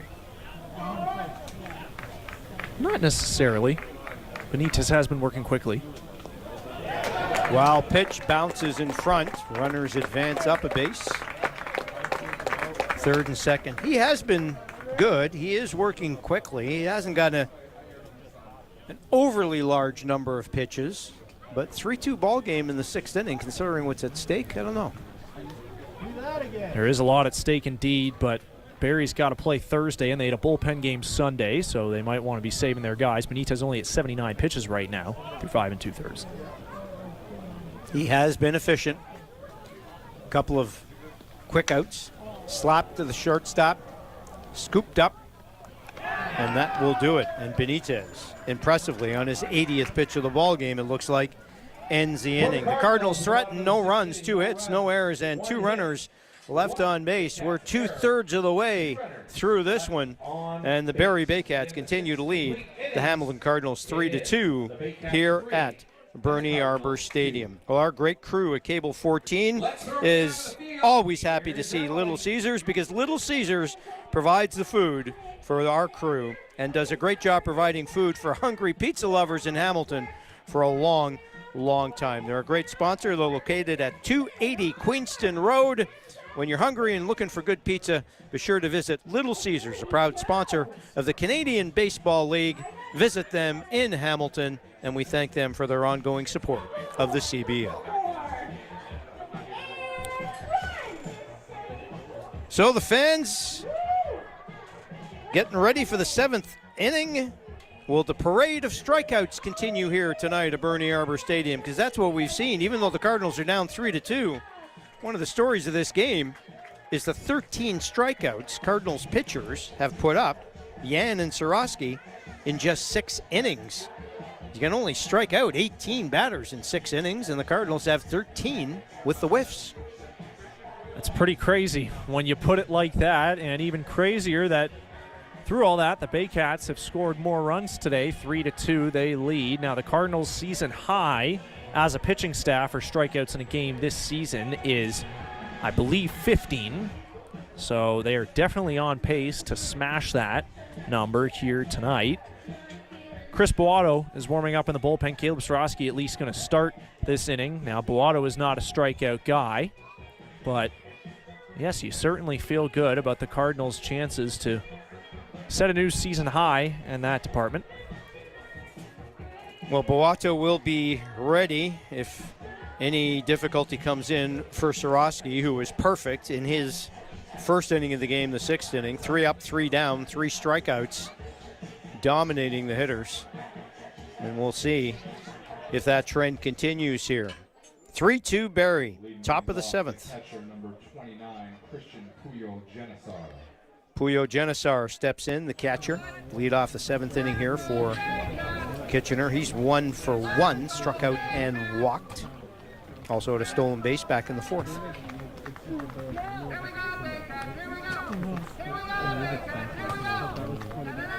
Soroski looks in.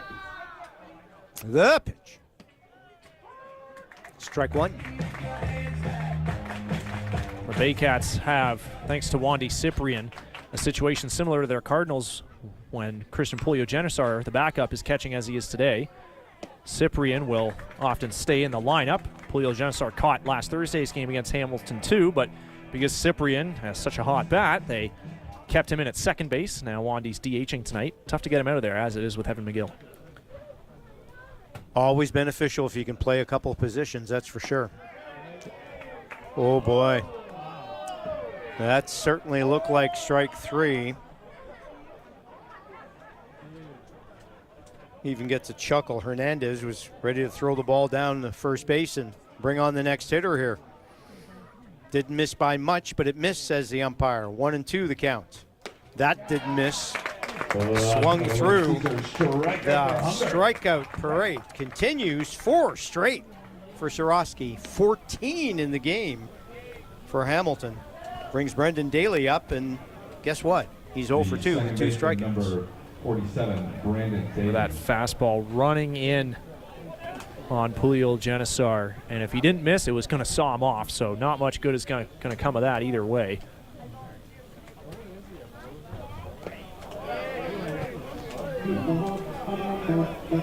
First pitch low for a ball. And again, I talked about the, not bottom of the order, but 4th through 9th hitters, which I guess is the bottom of the order, have been responsible for all the strikeouts in this game. $14 of them. 1-0 to Daly. Right down the pipe, 1-1. But the top of the order very different. McGarry Boyle in particular, 2 for 2, singled, doubled, walked, 3 runs scored, 3 stolen bases. That's how you manage to score 3 runs in a game where you've been struck out 14 times. Boato continues to warm. The rest of the Cardinals bullpen continues to watch Soroski strike out hitters. Won't strike that one out as it gets past. McGill, hard hit. Might have taken a bad hop, but it's through McGill and base runner at first. Base hit. Yeah, you can go either way with that one for sure. I think McGill did a good job to at least kind of frame himself in front of that ball and get down to a knee, but he didn't quite face it square enough to block it, and under his glove it went. So now there's a man on first, and the lineup turns over for the one man who has basically created this Baycats lead through his own doing on the base pass, and the Cardinals want a lefty to face him. It is Chris Boato coming out of the bullpen. Boato coming out of the bullpen, and Soroski exits, facing 5 hitters, 4 strikeouts before that base hit. Number 39. And an important Chris time here, Boato. as Boato has to keep the damage here, or keep the Baycats from getting any more damage in this game. It's 3-2 Barrie. We're in the top of the 7th inning. Roger Lajoie, Matt alongside as we come down to crunch time in this season. And it is crunch time. And whenever it's crunch time, of course, you take a look at games going on throughout the league. And the game in Guelph, the Royals have rallied and bounced back, now have a 7-6 lead in the top of the 6th inning on Chatham-Kent. Guelph 25-17, they really need that victory. The Guelph Royals do. And after trailing early 5-3, they're back in front, but still a couple innings to go in that ball game. We'll keep an eye on that one. Chris Boato coming into the ball game here for the Cardinals in 10 1/3 innings this year. He's got a 3.48 ERA, 7 Ks to 3 walks. Last appeared on Friday against Welland through 1 inning. As we're going to thank our volunteers here at Cable 14. Shout out to Lauren on the cameras. Lauren doing a great job here in the booth with us. Jeff is in the outfield. The camera people, yeah, give us a wave, Jeff. They do an outstanding job game in and game out. Andrew, also cameraman. Yes, Andrew, get the hand up. Give yourselves some recognition. Me over there, down the side in front of the Get Your Cider On sign. Fantastic job done by all of our volunteers. Sam doing the wireless tonight. As Jonathan told us earlier, my goodness, you cannot have a broadcast without a village. And a great job by our terrific volunteers at Cable 14. We thank you all for making this broadcast look so good. We could not do it without you. All right, Boato now. Tough spot in this game, because guess who's up? McGarry Boyle, who has just been, I'm just going to say he's been a pain in the butt. That's an apt description. I think so. In a good way, though, for Barrie. 2 for 2, 3 runs scored, 3 stolen bases. He has been the offensive catalyst in this game for Barrie. That's why they lead 3-2. Runner on first, 1 out. 1-1 pitches now, makes it a 1-1 count. Strike by Boato. Macabroda on deck. He's 1 for 3 with an RBI. So the number 2 and 3 hitter is also contributing here tonight. Pick off, great move. He's in a rundown. Ball back and forth in the infield. A fourth throw, and the fifth is the tag. Nicely executed there. Good job by Daly to try to avoid, but boy, he was so far picked off. But great patience, started with McGill, went back to the shortstop, just about everybody getting involved. So a great job by Daly after being picked off badly to force 4 throws, but eventually out recorded. Big out indeed. That was one of the more valiant rundown efforts we've seen. You saw Chris Boato thanking Yammer Hernandez after the play. I believe Yammer called for that play, and well executed by Boato. Great pickoff move. Boato's pitch, that's a grounder to first. Picked up by McGill, and he's going to take it himself, touch the bag, and just like that, the top of the 7th inning ends, and that may turn out. Bookmark that play. That could be a big pickoff in this game. No runs, 1 hit, no errors, and no runners left on base. Top of the 7th inning comes and goes. Barrie fails to score. It's still a 1-run game, 3-2, as we get ready for Take Me Out to the Ball game here at Bernie Arbor Stadium. And the Cardinals thank Barado for the job of getting out of that jam. Runs have been at a premium in the last couple of home games. London beating Hamilton 4-3 here on Sunday. 3-2 game tonight. When the games are this tight, every run counts. That's a big pickoff they just picked up. Absolutely is, and it puts some more pressure on the Cardinals offense. Now, there's some action in the Barrie bullpen, and by that we mean there's somebody throwing for the first time today. And here is Juan Benitez pitching into the 7th for the first time here in 2026. Now, if you're the offense here for the Cardinals, you are about to see this guy for the 4th time. Rainy Reyes, the number 9 man, is due up, and then the lineup card's going to turn over for Brandon Nichols' 4th at-bat. Now, the top of the order squandered an opportunity last time for sure. Reyes got on with a leadoff hit, and then Nickel popped out. Dominguez flew out. Herman ended the inning. And if Reyes were to get on here again, you would bet that the top of the order would not be wanting to waste another chance. Because, as you said, crunch time is upon us. The man warming in that Barrie bullpen, I should say, is the righty Boris Pachurka, the Czech native WBC participant in 2026. And he has thrown against the Cardinals twice this year. He's been very effective. He's got a mean fastball from a low arm slot. Flat approach really catches up to you, has that rising effect.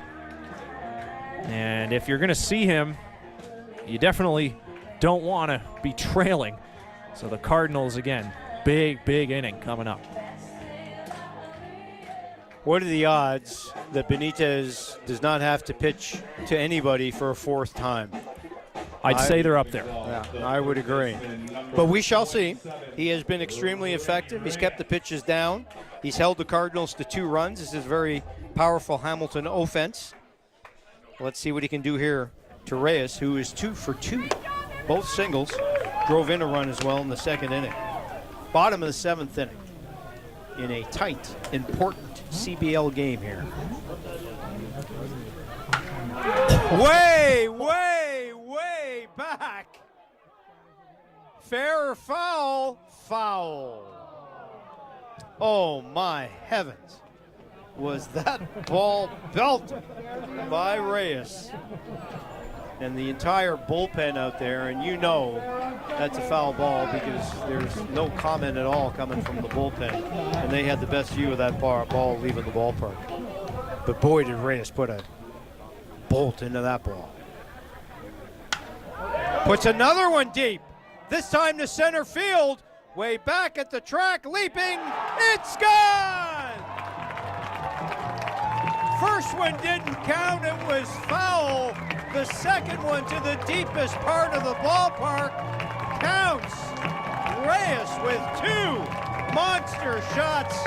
The second one is good, and it's a 3-3 ball game.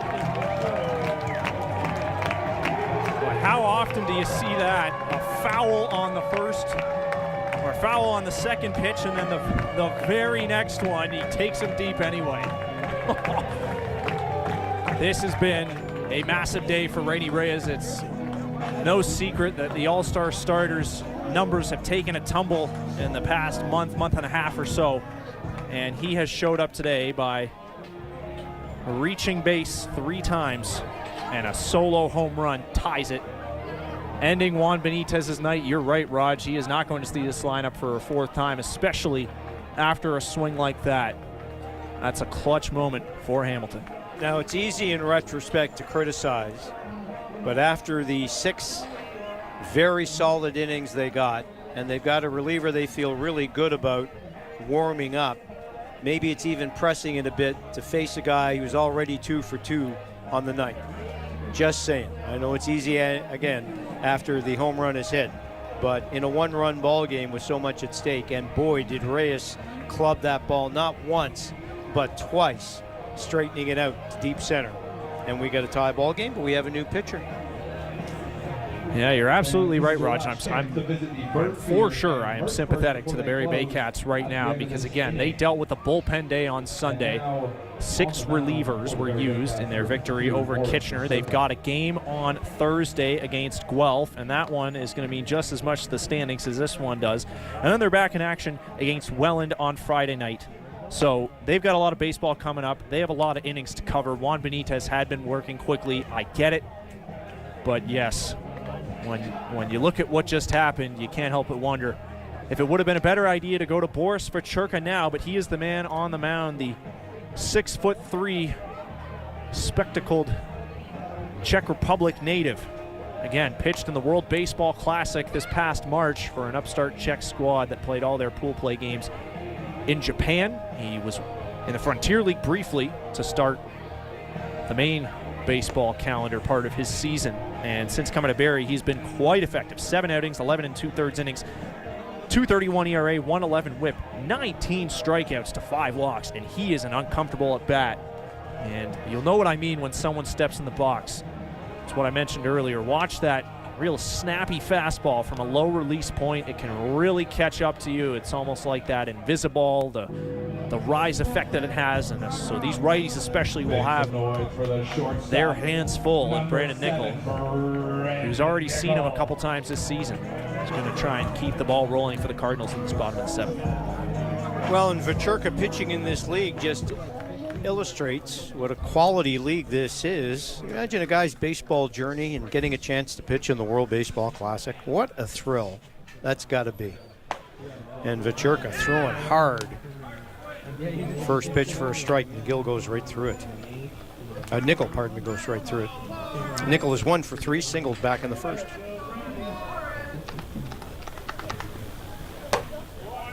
Second pitch a little high, ball 1.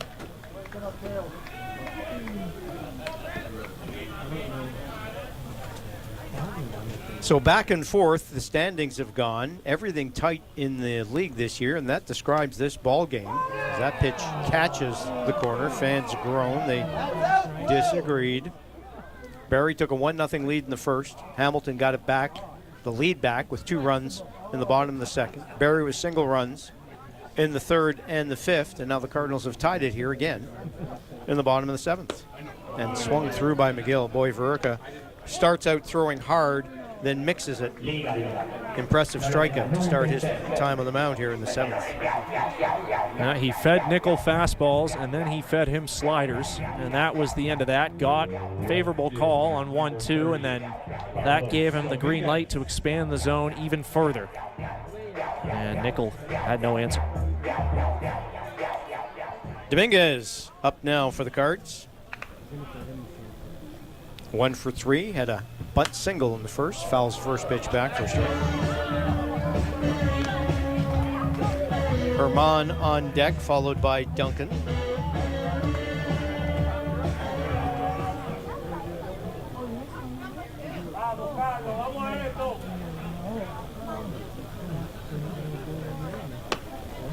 High, ball 2. Vachurka, World Baseball Classic, experienced guy, been around, important guy in the back of this bullpen for Barrie.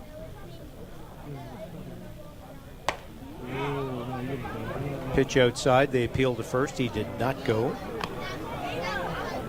Count goes to 2-1. Forget the WBC for a second. What a baseball journey this must have been for somebody in Czechia. Not much baseball there. It's growing, but it's quite something. Well, especially in a country like that, you get the opportunity to play against the best baseball players in the rest of the world. Must be just overwhelming when you think about it. Not much baseball played on a regular basis, and here you are facing Major League Baseball players, because there were a lot of Major League players in the World Baseball Classic, as we know. Oh, that painted the corner. Dominguez didn't like the call, perhaps. Says a word to the umpire, but he's frozen. 2 up, 2 down with 2 strikeouts, and that brings up Herman. The second baseman, number Dominguez 24. also feeling that one was outside, but regardless of how you feel about the calls at home plate, you can see why the Baycats are excited that they got the chance to scoop up Boris Vachurka after he was cut loose from the Frontier League earlier. He's got some good stuff. Vachurka looks in. First pitch blown past Herman for strike 1. Herman 0 for 3. Grounded into a double play in the first, grounded to short in the third, struck out in the 5th. All against Benitez, of course, the starter, who exited after Reyes' homer to lead off this inning. Another strike as Vachurka has the mojo going here out of the bullpen.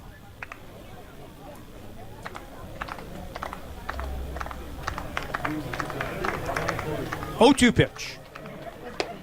Swung on, missed, fooled him, and impressive indeed for Vachurka in the 7th. 3 up, 3 down, 3 strikeouts, but a leadoff homer in the 7th by Reyes has tied the ball game.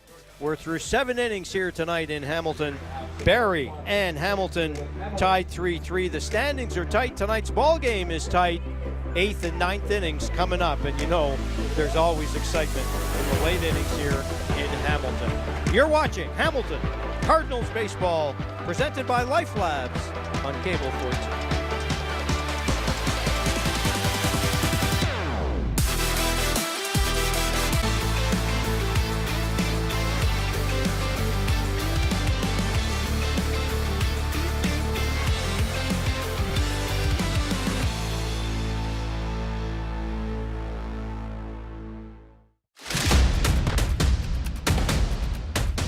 The Frontline returns Friday at 6:30 right here on Cable 14. I'll be sitting down with the chiefs of fire, paramedics, and police, and from time to time, some special guests to educate and inform you of what's going on in our city. Make sure you join us on Cable 14 or cable14.com, again, Friday at 6:30.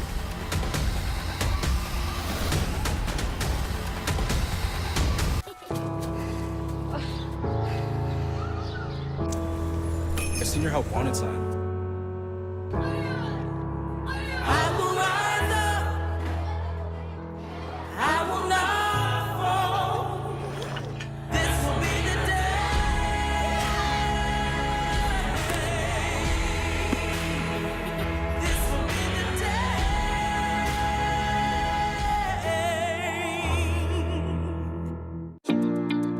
I'm Rudy Walls, host of Hamilton's Vital Signs, a show where we talk about the many aspects of community life that make our city vibrant and inclusive, and a show where we talk about the many challenges that we collectively face. If you want to take a look, tune in Tuesdays at 7:30.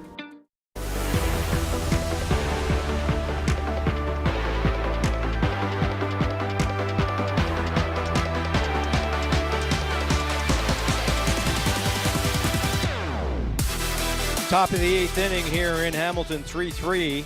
Macabroda leads off and slaps the ball into the outfield. Base hit. He'll round first and stop there, and the leadoff hitter on for Barrie. And that is something Barrie has done a fair amount in the ball game. It's usually been McGarry Boyle who's been doing it. But we're in another tight ball game, and base runners on, and that's going to prompt Mr. Bernardo to come out to the mound. The right-hander Connor Corey has been up in that bullpen for a few minutes now. trying to figure out if what I just saw was a clear gesture for the right-hander, and it is. So that will do it for Chris Boato. He is responsible for the man on first base right now, but he came in and did well to strand the runners in the last inning. I guess shouldn't say stranded him because he picked one of them off. And that is going to give way to the Manitoban, Connor Corey, who is pitching for the first time since that Tuesday game in Chatham-Kent last week. This is going to be his 17th game of the season. 3.06 ERA, 113 WHIP, only 12 strikeouts to 5 walks for Corey in 17 2/3 innings. He's been quite effective, no question about it. A high leverage spot here for sure. 3-3 here in the top of the 8th inning. Everyone in the Canadian Baseball League family would like to express their condolences to the family of Gary Thomas. Gary, of course, a one-time Intercounty Baseball League star with Stratford, who later went on to serve as commissioner of the Intercounty Baseball League for 4 years, passed away recently at the age of 89. Thomas enjoyed success on the mound with Listowel and Kitchener-Waterloo. He had an 11-season IBL career with the hometown Nationals, Stratford, of course, retiring after the 1972 campaign, later became a coach, spent a lot of time in baseball, and was commissioner of the league from 1998 to 2001, and remained involved in baseball as a loyal fan and follower for many years. On behalf of all of us involved with the CBL, our deepest condolences to Gary's many friends and family. Gary Thomas was 89, former commissioner of the IBL, passing away this week. And now we head to another tense 8th inning for the Hamilton Cardinals. Hang on to your hats, Matt. It just seems like every game is coming down to the 8th or 9th inning here. Yeah, Raj, we're doing this again. And Connor Corey pitched in a tie ball game in the top of the 9th here at Bernie Arbor against these Baycats on July the 31st. Worked around a base runner, struck out the last batter he faced to set the stage for the walk-off sac fly by Rainy Reyes. That won that one for Hamilton in the bottom half, and he is going to be looking for a similar stopper-type effort here tonight, and it's not going to be easy. Francisco Hernandez, Noah Hull, and Kanice Ejo due up after the base hit from Nolan Macabrota started things off. Again, Chris Boato responsible for him. And indeed, it is Francisco Hernandez up next, and he has had a pretty good night. 1 for 2, sacrifice fly, an RBI, of course, stolen base as well, and a walk. Let's see if they're going to play for a run here. Don't have to worry about a sacrifice. First pitch is really wild, and that allows Macabrota to go down to second base.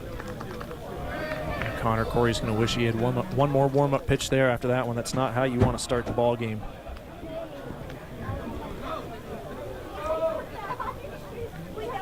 Count 1-0. Corey looks in. Actually now steps off the mound and takes a moment to collect himself.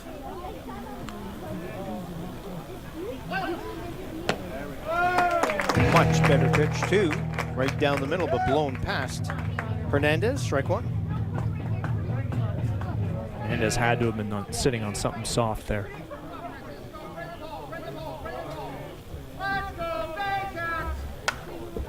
Fouled back, so Corey with a nice comeback after that wild pitch. 2 straight strikes.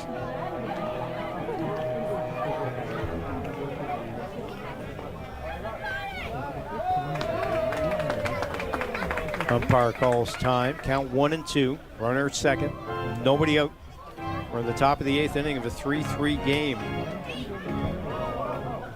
These teams in the standings separated by just a couple of games, and that's fouled back. Hamilton sitting third, 3.5 out of first. Barrie in 5th, 5.5 out of first. And maybe it's too early to really get all pumped up about the out-of-town scoreboard. Yes, it is. But there is good news on the out-of-town scoreboard if you are one of the top 5 teams in this league, unless you're the Guelph Royals. they're not very happy because they're actually playing. They're not on the out-of-town scoreboard. And Chatham-Kent is doing a pretty good job hanging in this ball game to the point where they have put a 7 spot up in the top of the 7th inning and now lead Guelph 12-7. Talk about a messy ball game. There have been 7 errors, 19 runs, and 21 hits in that game. Whoa. And they're only in the top of the 7th inning. So it's not over yet, is what I'm saying. But Chatham-Kent up 12-7. Ground ball to short. Picked up seamlessly, fired over to first, and a big first out as Hernandez retired 6-3. Connor Corey did a good job there sticking with him. Hernandez had a lot of foul balls that AB, but Corey did not give in. And Nickel as smooth as you can be. And that play a little tougher because the runner kind of screened him, went back into second place, and Nickel had to maintain his focus on that ball, but easily beat the runner for the first out of the inning. And now Noah Hull gets his shot with a runner at second and 1 out.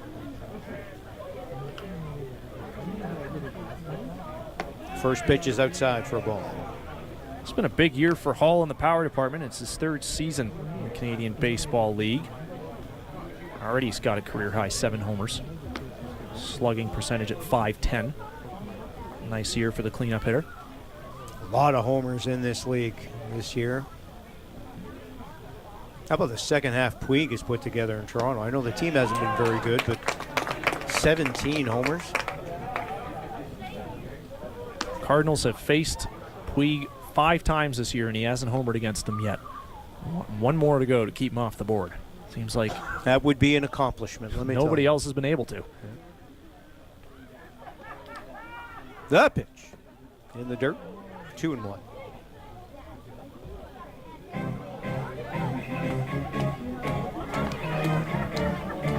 The bullpen has been a spot of difficulty in the last couple of games for the Cardinals. They had a 9-3 lead in Chatham-Kent. That was squandered away for a loss. Gave up some runs in the top of the 9th to squander a lead against Welland, but came back to win that on Dominguez's walk-off homer. And Sorosky gave up the 2-run homer against London. That's lifted into center field, and that's going to drop in for a base hit. Rounding third, stopping, cutoff throw, back to second. Not in time. Looked like they may have caught Hull at second, but Hull just slid in under the tag. And now we've got runners at third and second. Close play at second. There's a cutoff directed right back in as Hull tried to turn it into a double. Take a look. Nice work on the camera. He's in there. Sure is. And both Duncan and Barrero, the outfielders on that play, got a good read on the ball, but it was sinking fast. And Barrero came up throwing, thankfully for the Cardinals to hold McEnroe at third, and now strikeout or pop-out situation is in order. Ejo, the hitter, will try to avoid either of those scenarios with runners at second and third and 1 out. Big moment, obviously, in this ball game. Still tied at 3. Hamilton bullpen remains active. Tense times here at Bernie Arbor. Corey looks in. First pitch inside for a ball.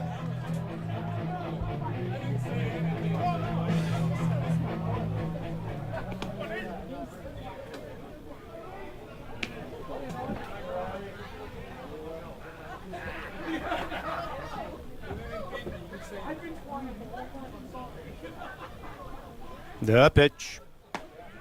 Swing and a miss. Count 1-1. Wandy Cyprian is dangerous on deck. This is going to have to be a tightrope act for Corey, Roger. Cyprian is dangerous, is 1 for 3 tonight with a hit. Has a lot of power as well. Let's see if Corey can induce it out here without allowing a run. Fouled back. Now's the time for a strikeout, boy. We mentioned 13 so far in the game for Hamilton. I would suggest to you this would be the biggest one of the night.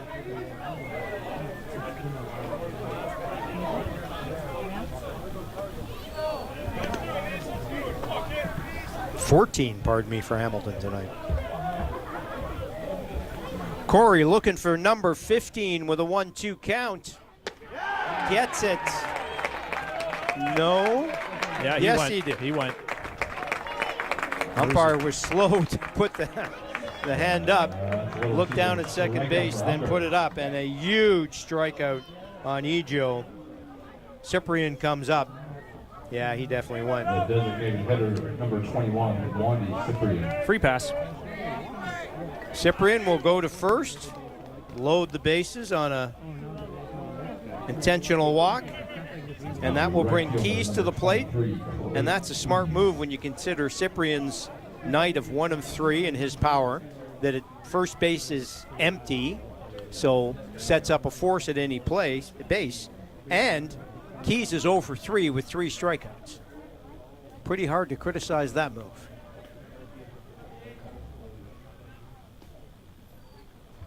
First pitch is high. Of course, we'll criticize the move if Corey walks this guy. Then we got a problem with that intentional walk. Adames getting loose for Hamilton.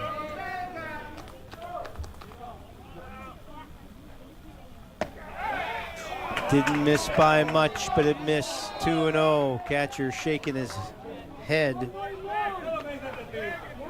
That's a subtle thing by Hernandez. Doesn't say anything to the umpire, just takes a couple of steps before he throws it back, shaking his head. Obviously didn't think that was a ball. Pressure's on Corey now. 2-0.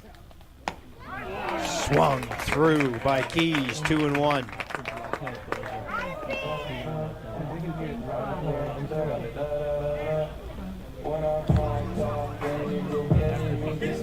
Hamilton has 15 strikeouts in this game as a staff here in the 8th inning. Boy, would they love a 16th now from Corey.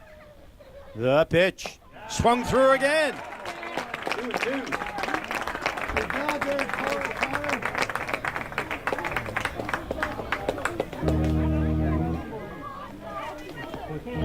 Big moment here, to say the least.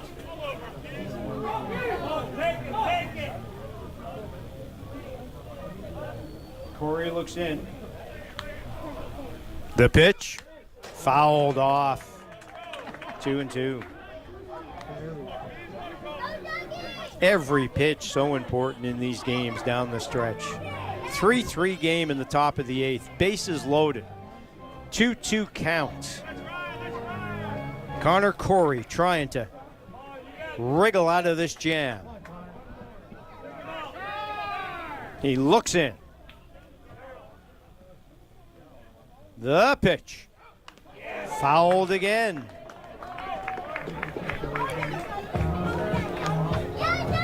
These past 2 foul balls by Keys have been just barely making contact with the bat. Just the smallest piece both times. Staying alive, Keys is. Corey's got no place to put another runner. And he steps off the mound to think about it. Bases loaded. Top of the 8th. Tie ball game. It's the playoffs already, isn't it? Corey's pitch. High. Just missing 3-2.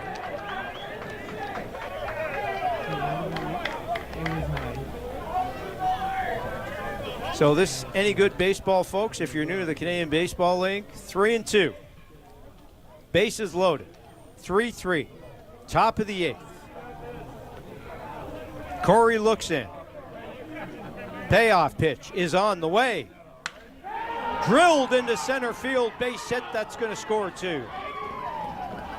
Clean single up the middle on a 3-2 count. Clutch at bat for Clayton Keys. Big time. That is huge. A great at-bat by Keys. Spoiled many pitches. Corey was a strike away for about 5 or 6 times there. The catcher, number 29, Christian Julio. Down but not out was Keys in that one. Julio Jessar comes up now. He's 0 for 2. Walked and stole a base. Boy, that quiets the crowd down a little bit here at Bernie Arbor. Runner still at 1 first and third and 2 out. First pitch fouled off.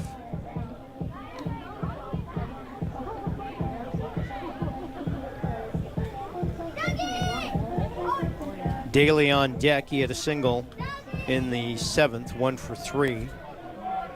He has 2 of the 15 strikeouts Hamilton staff has put up to them. Inside for a ball, 1-1. And again, we're seeing, Matt, the Hamilton bullpen not being able to hold on to leads, or at least in this case, hold on to a tie game. And another single up the middle will score another run. Throw back to second, not in time, bounces around. Another RBI single, and Barrie now up 6-3. Well, it's been the one thing that has really held the Cardinals back all season. And there's no doubt that in recent games, the offense has put pressure on them. Some low-scoring, tight ball games recently. And Corey has had a very good season up to this point. For a lot of the time, he's been putting out the fires that have been started before him. And this time, oh, so close he was to getting the job done. A 3-run 8th for the Baycats, and it may sound like an overgeneralization, but just look at the past week in itself. Cardinals were up 9-3 in Chatham-Kent going into the bottom of the 7th last Tuesday. There is no world where they should be losing that ball game. They managed to hold on Thursday in Barrie, but then Friday, 5-2 over Welland in the 9th. Now Welland's the best offense in the league. Couldn't hold that. Couldn't hold the 1-run lead on Sunday, and they couldn't keep the tie tonight. They got to turn it around. First pitch of Daly fouled back. Yeah, not much to add to that. I know bullpens there's a lot expected from a bullpen. Every time a reliever gives up a hit or a run in a key moment, it seems like they didn't do the job. It's a demanding art. That pitch is in tight for a ball, 1-1. But that's a lot of runs scored and given up by your bullpen after your offense in at least 2 of those games gave you enough runs to win most games.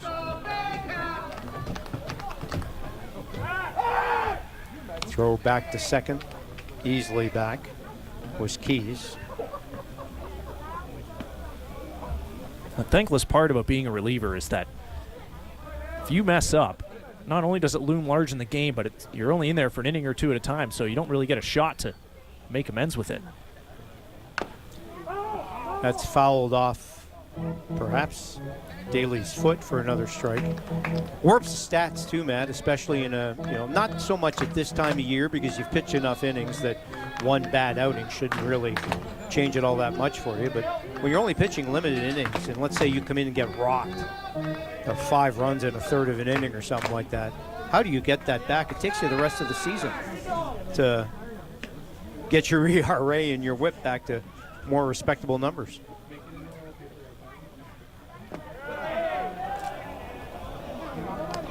Low for a ball, 2-2. So it's a tough job, arguably the toughest on the field, and you've got a lot riding on your shoulders in such a small sample, and Cardinals have been playing a lot of tight games, so relievers are coming into situations they didn't necessarily create, and they're being asked to get out of them. But if the Cardinals want to win this year, and they've been aiming higher and higher, they just got to turn it around. Another foul ball. Been a long inning here as for most of the night, Hamilton's pitchers with 15 strikeouts. That's a pretty impressive total. But long at-bats, a lot of foul balls. Good hitting by Barrie here in this inning. A double, single, and single are the big hits. defensive swing there finally ends the top of the 8th inning. But Barrie does plenty of damage. 3 huge runs on 4 hits. No errors, 2 runners left on base, and that 3 spot has Barrie up 6-3 going to the bottom of the 8th inning. Roger Lajoie, Matt Creeley with you here on Cable 14. And now the focal point becomes the offense, because even though Hamilton has squandered the late leads, as you just described, in the last couple of games, another thing this team has done has been very opportune at late inning comebacks and walk-off wins, and that's what they're going to need tonight. They need some offense now. Yeah, sure do, and 4, 5, 6 due up, so on the bright side for the Cardinals, you have a couple of lefties. Duncan Barrero due up before Jaden Brown here against Boris Vachurka, who unsurprisingly is back out for his 2nd inning of work after he struck out the side in the bottom of the 7th, and quickly at that. And we've talked about the Guelph Royals bullpen kind of being the class right now of the league. Barrie is strong in that department as well. Vachurka has been assuming a 7th, 8th inning role. Carlos Sano, their closer, has got a 2.31 ERA, one of the highest strikeout rates we've seen from him in his time in the CBL. Oscar Moretta, one of their imports, he's also been a high-octane reliever for them. 18 games, 31 strikeouts, 4.26 ERA for him. So they certainly know what they're doing at the back end of that bullpen, and it was kind of ironic because you talk about how central bullpens are to championships, late innings and playoff games and everything.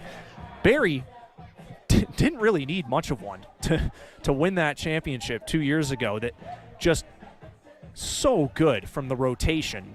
Garces, Juan Benitez, and Cesar Rosado were a part of that one, and they just went so many innings, and the offense did just enough to win. But now you take that rotation and you add the bullpen that they've gotten this year to it, and you can see why, despite their recent scuffles, they are not to be discounted at all. And in the top of the 8th, I know, condemn the Cardinals bullpen there, but man, did the Baycats ever pick a great time to stop giving away at-bats. Well, and they certainly merited it with some really long at-bats, a lot of fouled-off pitches, and some real professional hitting in that inning. Tyler Duncan steps in 0 for 3 tonight. Popped out twice and grounded out to first base. Been a tough night for Duncan. Barrero and Brown waiting, and McGill behind him. McGill 3 for 3, so if they can get to him in this inning, maybe the Cardinals can create some damage. Second pitch to Duncan is a bit low, but a strike, says the ump. 1-1.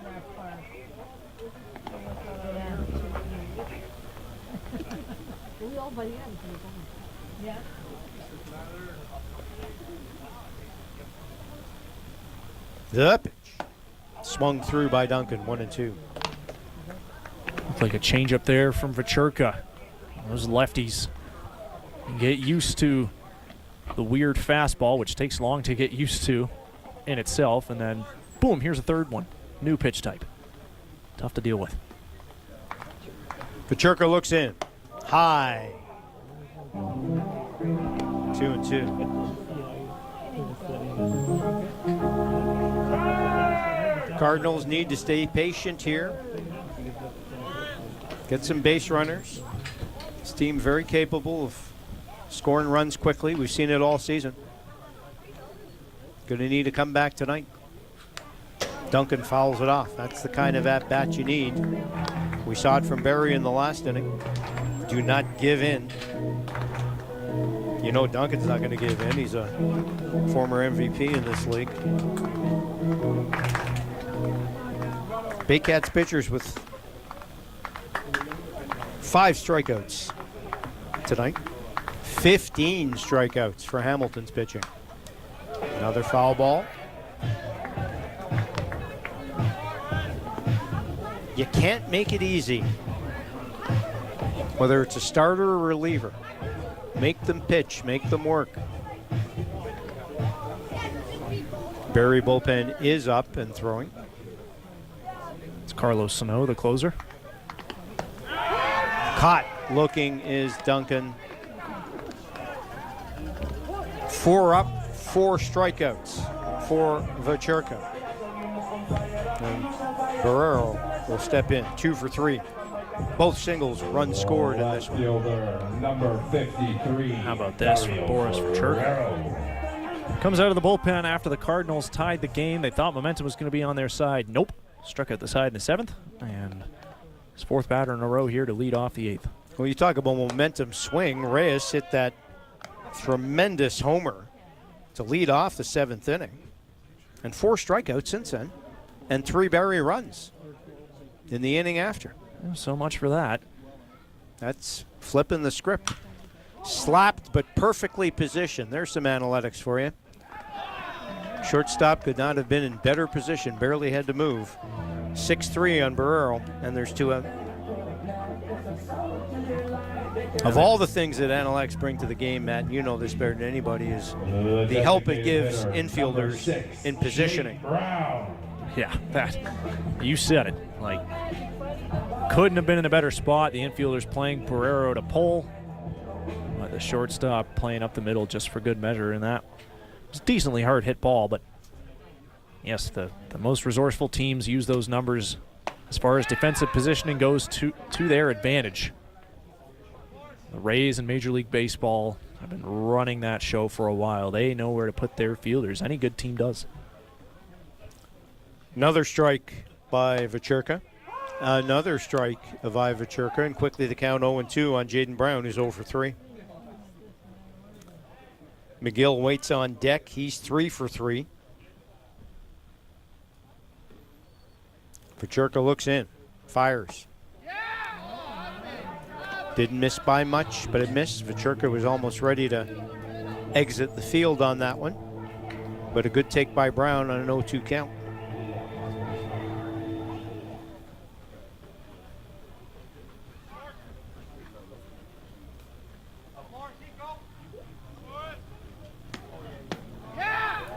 Another close pitch, but outside, 2-2. Brown staying patient. You got to stay patient. You got to stay positive, and it's tough to, when you're down by 3, 2 outs, nobody on, bottom of the 8th. But first step, have a good at-bat, get on base. McGill's had a good night.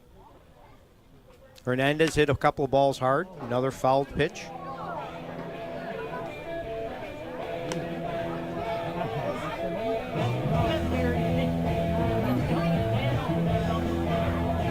Talk about how your whole season's perception can change with one game. And it's not the whole season's perception. That's probably too strong. But Barrie wins tonight. Holds this lead. Hamilton's only going to be a game ahead of 5th place.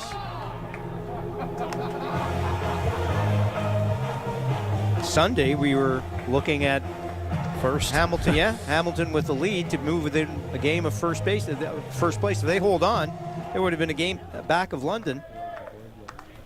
Now, quickly, it would be 4 back of London and tied with Guelph. And that's a well-earned walk by Jaden Brown to keep the inning alive. Gutty at bat, just like we saw Barrie do in the last inning.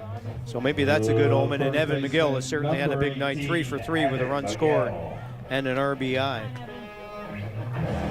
Just a real professional at-bat by Jaden. Saw 2 strikes, battled, fouled pitches off, and then a handful of pitches later, was on first with a walk. First pitch to McGill outside for a ball.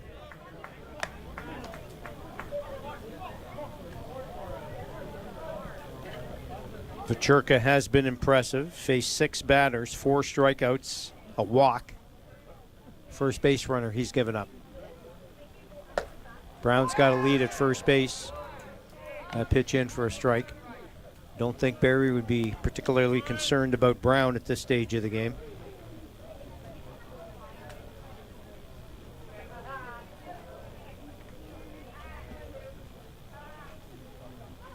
Vacherka looks in. Swung through by McGill. 1-2. Throwing strikes, that's what you've got to do when you're coming out of the bullpen, and Vichurka has certainly done that. Relieving Benitez, who had a very strong start, and that is 3. And you are out.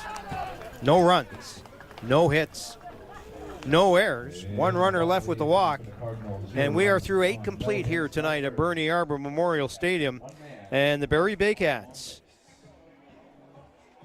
lead 6-3. Our next broadcast on Cable 14 with our terrific crew, which we love, and we showed you many of them just a few moments ago, is Friday night, 7:30.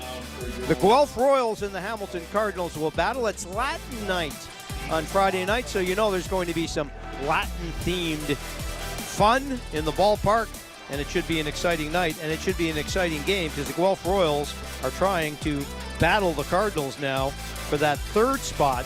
And we mentioned the Hamilton loss tonight, coupled with a Guelph win, although Guelph is trailing, would tie up the standing. So regardless, Friday night's game is a big one. They're all big at this stage of the season.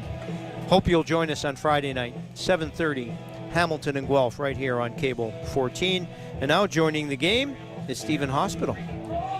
Now the right-hander Hospital, the Oakville native, 26-year-old, is going to be playing his 17th game of the season right now, and the Cardinals' 8th inning man last year has fallen on hard times this season, and the numbers show it, but the Cardinals coaching staff and player development team and everything else has been hard at work with Hospital, because the type of pitcher that he's shown he is far, far, far too good to completely discount. So as the Cardinals work on kind of turning his season around, it would sure be a great time for it. He's going to enter this ball game. He pitched last night in Brantford, scoreless inning, struck out a batter, retired all 3 that he faced. And with Hospital, it's different because you're backed into a corner really when, I mean, he's been walking a few more batters this season, but he hasn't lost control, far from it. Home runs haven't been a problem. So it's a matter of what do you do, right? It's a puzzling case. The shapes and the velocity and the movement of his pitches all appear to be pretty much identical to last season. And last night was certainly a step in the right direction for Hospital, and again, this team knows what he can be. And the Cardinals are going to continue to have faith in him here, as they should. Because you got to believe, especially for a reliever, you talk about the short samples and everything else, talent really tends to win out in those smaller samples. In Hospital, he's going to start his evening here against Noel McGarry-Doyle. Well, and you know, given the struggles of the rest of the bullpen recently, Hospital is going to get every chance based on his pedigree, as you said, and his history.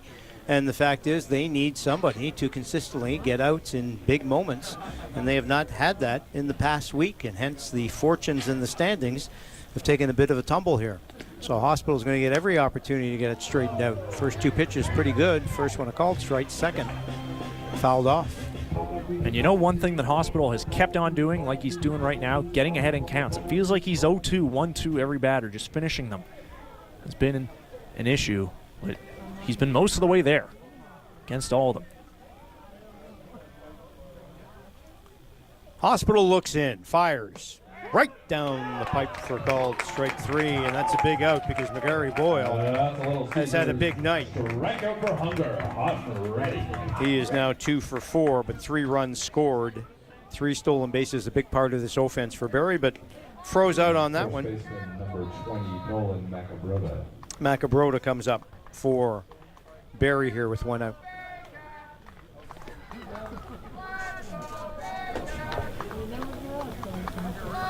Macabrota, 2 hits, singled and scored back in that 8th inning. Big 3-run 8th inning for Barrie. McGarry-Boyle had provided most of the offense for Barrie in this game early in the first 5 innings. But that 8th inning, big hit by Macabrota, big double by Hall, and that 2-run single by Keys was a real backbreaker in that inning.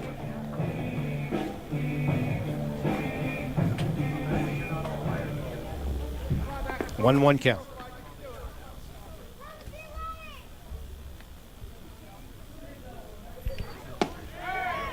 Low, ball 2. As Hospital looks in. You said backbreaker. That's a great word for it, especially when they had intentionally walked the guy before because they perceived him to be more of a threat.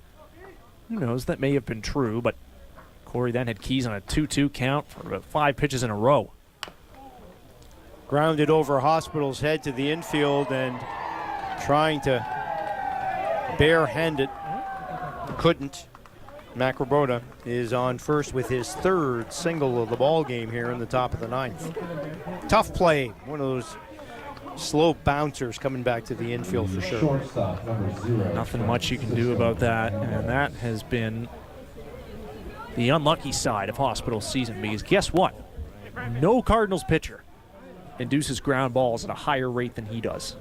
And Nickel knew he had the only way he was going to get a chance to get that was pick it up barehanded, which is tough enough to do. And even if he had, would have been a tough play to get. Francisco Hernandez steps in now. He's got a sacrifice fly back in the 5th inning. 0 for 2 overall. Stole a base earlier and walked. Needless to say, the Cardinals certainly do not want to surrender any more runs here in this top of the 9th. And everybody goes to the batting area. It's funny you alluded to the intentional walk that led to Keys getting the opportunity. And I said at that time, we're not going to criticize that because Keys was 0 for 3 with 3 strikeouts. First base was open. Sets up a force at any base, made perfect sense. But Keys saw his pitch. It was within an out of, a pitch of being out of the inning. Best laid plans of mice and men. Swung through nicely. Big strikeout for Hospital. Hernandez sits. Noah Hull will come in, and Hull had the big double back in the 8th. Was 0 for 3 before that, so make him 1 for 4. Scored as well. The third baseman. My eyes do not deceive me. Looks like a little right-on-right changeup. Hospital's getting creative here. Like it. Well, you know, when the season's not going your way, right? Experiment a little bit, maybe do things you haven't seen before. Throwing a lot of strikes here.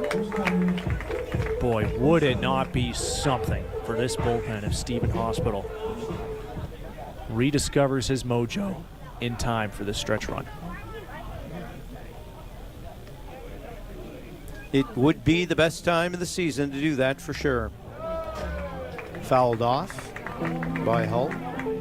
0-2. Looking ahead to the bottom of the 9th, it's Hernandez, Reyes, and Nickel. The 8, 9, and 1 hitters up for Hamilton, unless manager Bernardo decides to perhaps shake it up with a pinch hitter. 0-2 pitch. High, ball 1. In that situation, Raj, the Cardinals have Trevor Nickel, Champ Garner, Kirk Gibson, and Jeremy Veilleux on their bench. Tanner Rempel still on the injured list. He was hoping to be back by now, but the Cardinals are taking it real slow and deliberate given the nature of the injury. You can't mess around with anything. You certainly can't mess around with an ankle. But he is targeting next Thursday at Welland for his return date.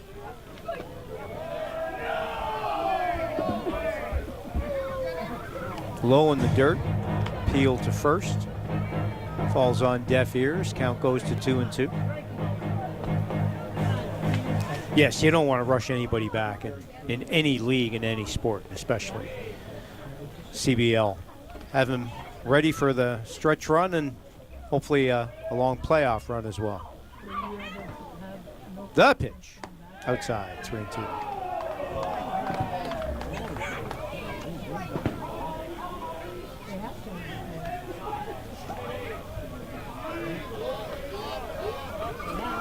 We were tied 3-3 until the top of the 8th. Barrie came up with 3 runs on 4 hits against the Hamilton bullpen. Cardinals could not answer back. Runner goes. Sky high fly ball to right field. Deep, deep, and caught at the warning track. And a sigh of relief as Dominguez traces that ball down and makes the catch. No further damage done for Barrie. No runs, 1 hit, no errors, and a runner left on base. To the bottom of the 9th we go, where we have seen all kinds of dramatics this season, and especially this week for the Hamilton Cardinals. Have they got a little 9th inning magic coming up?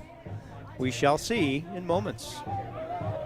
Don't look now, but that is consecutive scoreless innings for Stephen Hospital. Got away with a hanging breaking ball there. Noah Hull just gets a little bit under it. That had been an issue at times for Hospital this season, but by and large, you got to love what you saw there from him. 2 strikeouts and a weak ground ball, getting ahead in counts and complete control of the zone as he continues to build his way back. Positive development for the Cardinals over the past 48 hours for sure. All of a sudden, after what's been a pretty crazy run of baseball from June, July, and into August. There haven't been many in the past 2 days, but they will take that for sure. And if they've got a miracle in them today, it is going to be against Carlos Sano, the Baycats closer. 33 years old out of San Cristobal in the Dominican Republic. He's got a running fastball, slider, and changeup. 18 games for him this season, just 2 saves due to the nature, I guess, of the scores of the ball games and game scripts when he's come in. 23 and a third innings, 2.31 ERA, 120 WHIP, 26 Ks to 7 walks. Now, we know that wins and losses have been quite devalued for pitchers, especially now, but how often do you see a reliever, Raj, with a 7-2 record?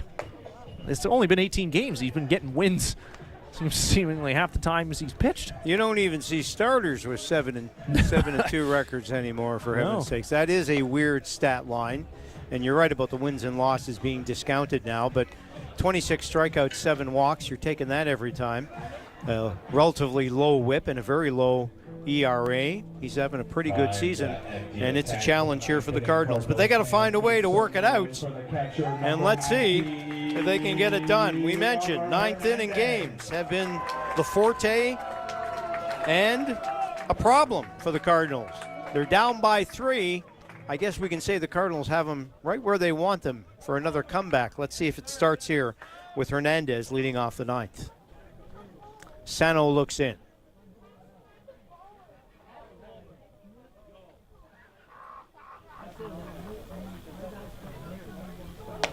Right down the pipe for strike 1. Cardinals have been shut down in the 9th once by Sano this year. They've also beat them once. Hamilton leading this season series 3-1. Second pitch a strike as well. That's a factor for sure if tiebreakers come down, and with the standings so tight, there could be a lot of tiebreakers among the top 5 teams in this league. And a Barrie win tonight would reduce their magic number to 1 for a playoff spot. Sano just completely dominates Hernandez there. 3 pitches, 3 strikes, strikeouts. Rene Reyes gets a chance, get something going here. And he has had a night 3 for 3, including the solo homer in the 7th and 2 RBI. I have to believe at this point in the ball game, given how quickly Sano mowed down the first batter, the only reason for this mound visit right now by Christian Puyol Genesar is to explain to Sano what they learned about Reyes last at bat, because they certainly learned a lot. He, in effect, hit 2 home runs on 2 pitches. Just one of them was, of course, didn't count because it was foul, but you learn a lot about a guy from seeing him put 2 big swings on a ball like that. Puyol Genesar is probably saying something to the effect of, hey, let's not do that again. Yeah, here's what we learned. The guy murdered the baseball twice, so don't do that again, please. Thank you. First pitch, a strike. Sano is looking pretty sharp.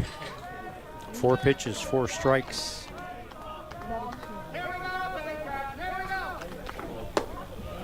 That one's a ball, 1-1.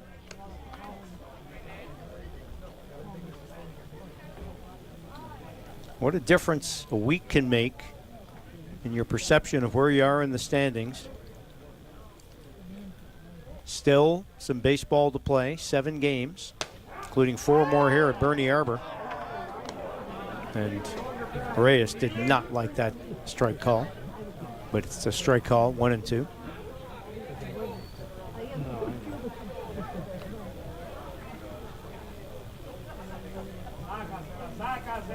Sano looks in. The pitch. Chopped high. Second base. In time to catch him 4-3 at putouts. Cardinals down to their last out. And it's Brandon Nickel trying to keep this game alive.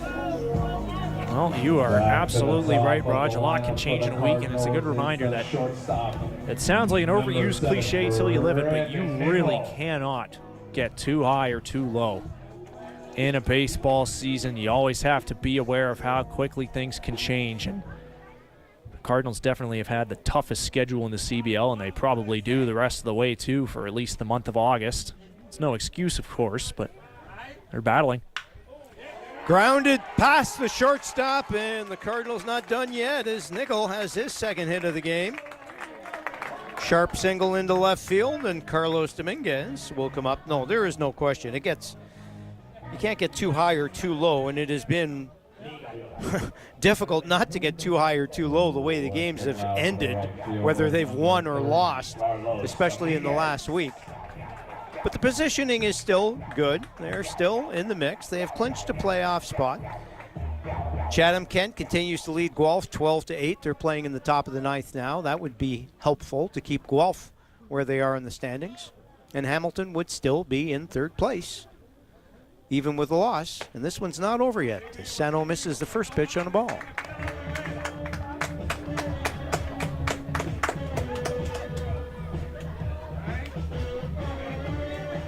Cardinals bullpen is standing at attention down the left field line. Barrie bullpen. I don't know. Are you on the bus eating pizza maybe? I don't see anybody down there. 2-0 the count. So a season isn't over till it's over. A ball game's not over till it's over. And Dominguez, Herman, and Duncan is a tough task, even for a good reliever like Sanyo. Let's see what happens here. Nickel is not going anywhere at first base. Called strike there.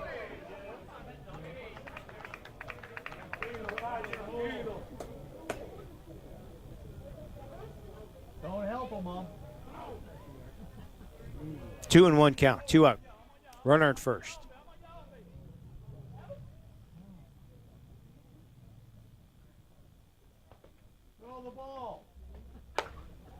High, ball 3.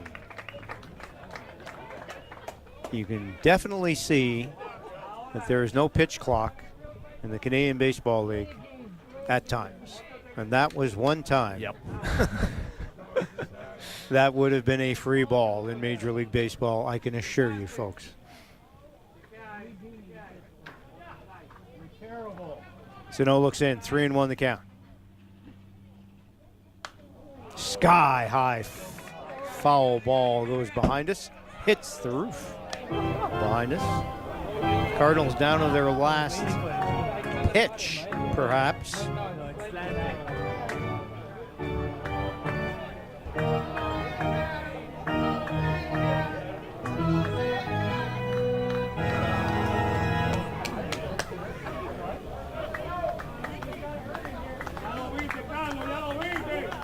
Dominguez. Can he keep it alive for Hamilton here in the bottom of the ninth? He cannot. Strikes out. That's the ball game as the Barrie Baycats score 3 in the top of the 8th inning and walk out of Bernie Arbor Stadium with a big 6-3 win. And they're all big, Matt.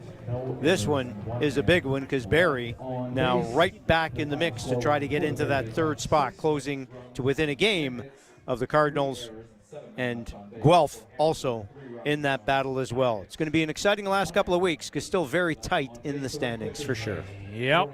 As we said off the hop, Raj, it all seems like it may come to a head even this week with Barrie, Hamilton, and Guelph all playing each other over the next 72 hours, and the Cardinals are going to be anxiously watching the 9th inning to see if Chatham-Kent can hold their 4-run lead at Hastings Stadium. And we talked about it. It had been quite a high for the Cardinals for a few weeks there. They set the franchise record for wins. They've never been this far above 500 in a season, clinched a playoff spot, into 3rd place, all that good stuff. And then all of a sudden, the schedule really catches up. You got 3 games in 3 days, and you drop all 3. But therein lies opportunity. There is absolutely no reason to stew about this because, oh my goodness, what's going to happen? Guelph is on our heels. Barrie just won. Well, guess who you play next? Guelph on Friday. So they are very much still in control of their own destiny. That is what matters most about this. It's their second 3-game losing streak of a season. Yes, it feels like it's coming at a terrible time, but guess what? You finally got 2 days off tomorrow. 2 merciful, much-needed days off. Guys are banged up. Guys are battling, but it is all still right in front of them if they want it, whatever it is they want for this season. And we all know what that is. So take your time, lick your wounds, and then get back on the horse because this race waits for nobody. Oh, well said. Hamilton now slips to 25-16, still for the moment in 3rd place with Guelph trailing tonight. So if Guelph continues to lose, Hamilton will still have a game lead on Guelph and a game lead on Barrie in 3rd place, and 4 home games still to play. So the Cardinals very much still in the mix, and we've got a great end of the season coming up. It will continue on Friday night for Latin night when the Guelph Royals meet the Hamilton Cardinals right here at Bernie Arbor Stadium. Our great Cable 14 crew, who did a fantastic job tonight, will be back in full force, as will we. Thanks for watching tonight, everybody. For Matt Creeley, I'm Roger Lajoie. Once again, our final score tonight, the Barrie Baycats beat the Hamilton Cardinals 6-3. We'll join you again Friday night for Latin night when the Guelph Royals are the visitors. For all of us here at Cable 14, thanks again, everybody. Have a great night. And for now, good night from Hamilton.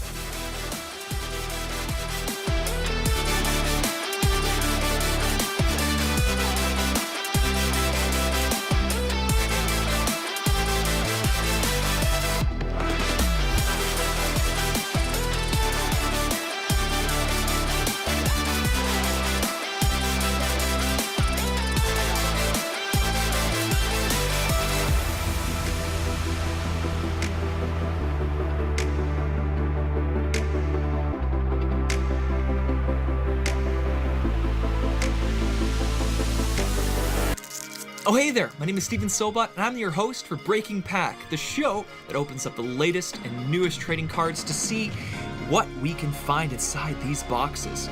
From Pokemon to Magic the Gathering to hockey or other sports to what other card game I get my hands on. Catch us on Mondays at 8:30 p.m. Check out Breaking Pack here on Cable 14 to quench your thirst for cardboard addiction.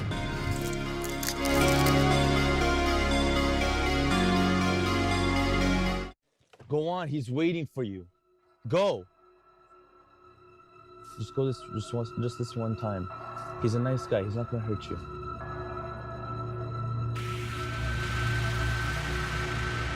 Human trafficking doesn't always look violent. It often begins with trust, pressure, and debt.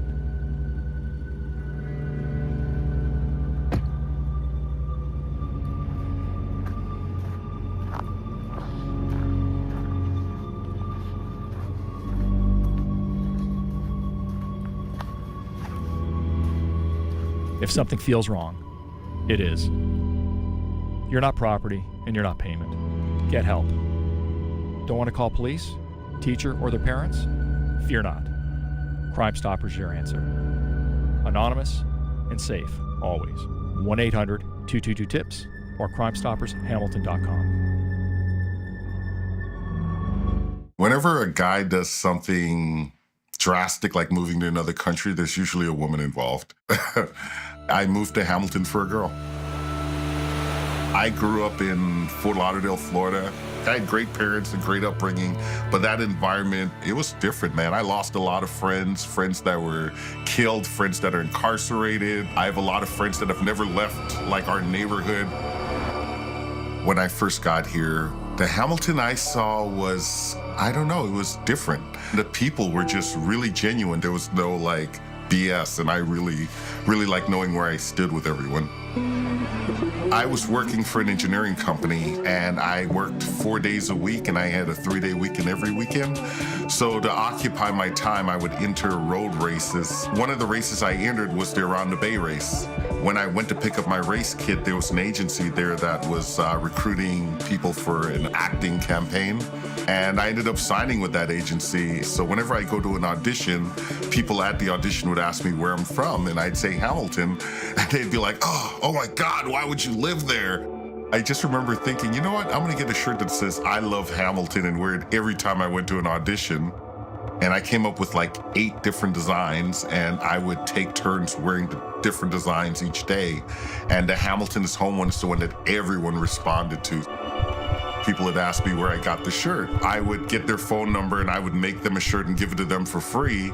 And then when I got up to about $500 worth of free shirts, my girl was like, we can't keep giving these shirts away. If you're gonna make them, you gotta sell them. Let's give it up for true Hamiltonian, guys.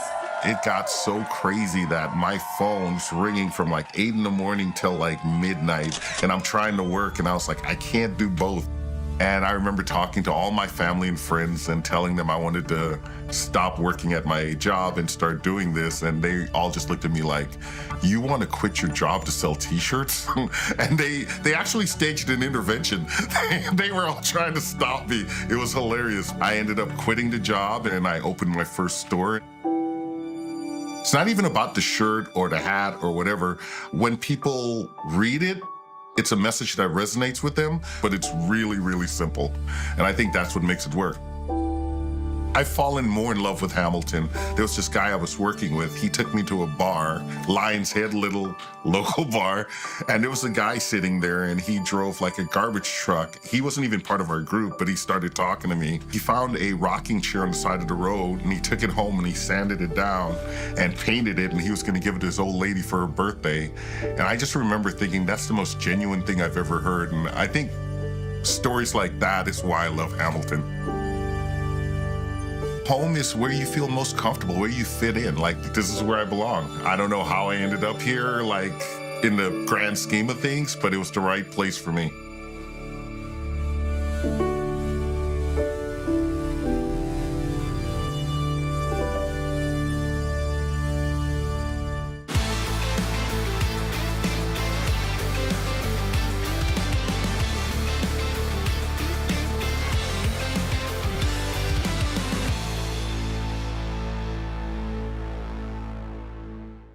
Leonard Thompson, 13 years old, diabetes mellitus, 65 pounds.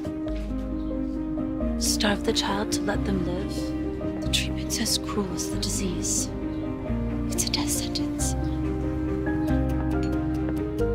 Dr. Banting. This could be it. He's the first to receive this trial. But will it save him? It's not pure enough. So we try again. And again. And again.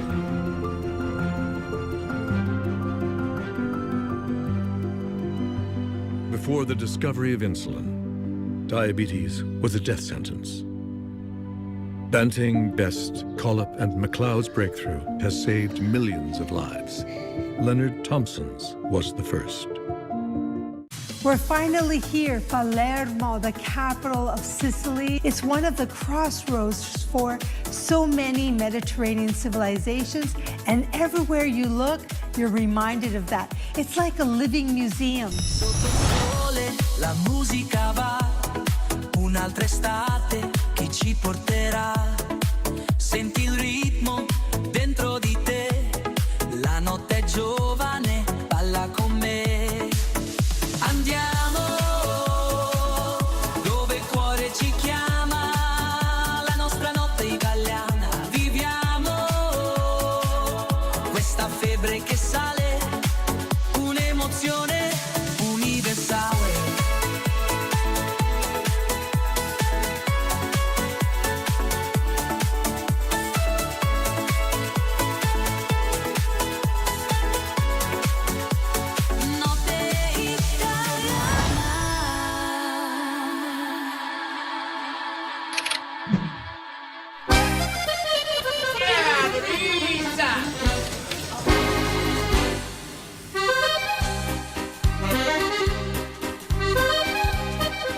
Let me tell you, everything you hear, see, and smell, this is an amazing place in Sicily.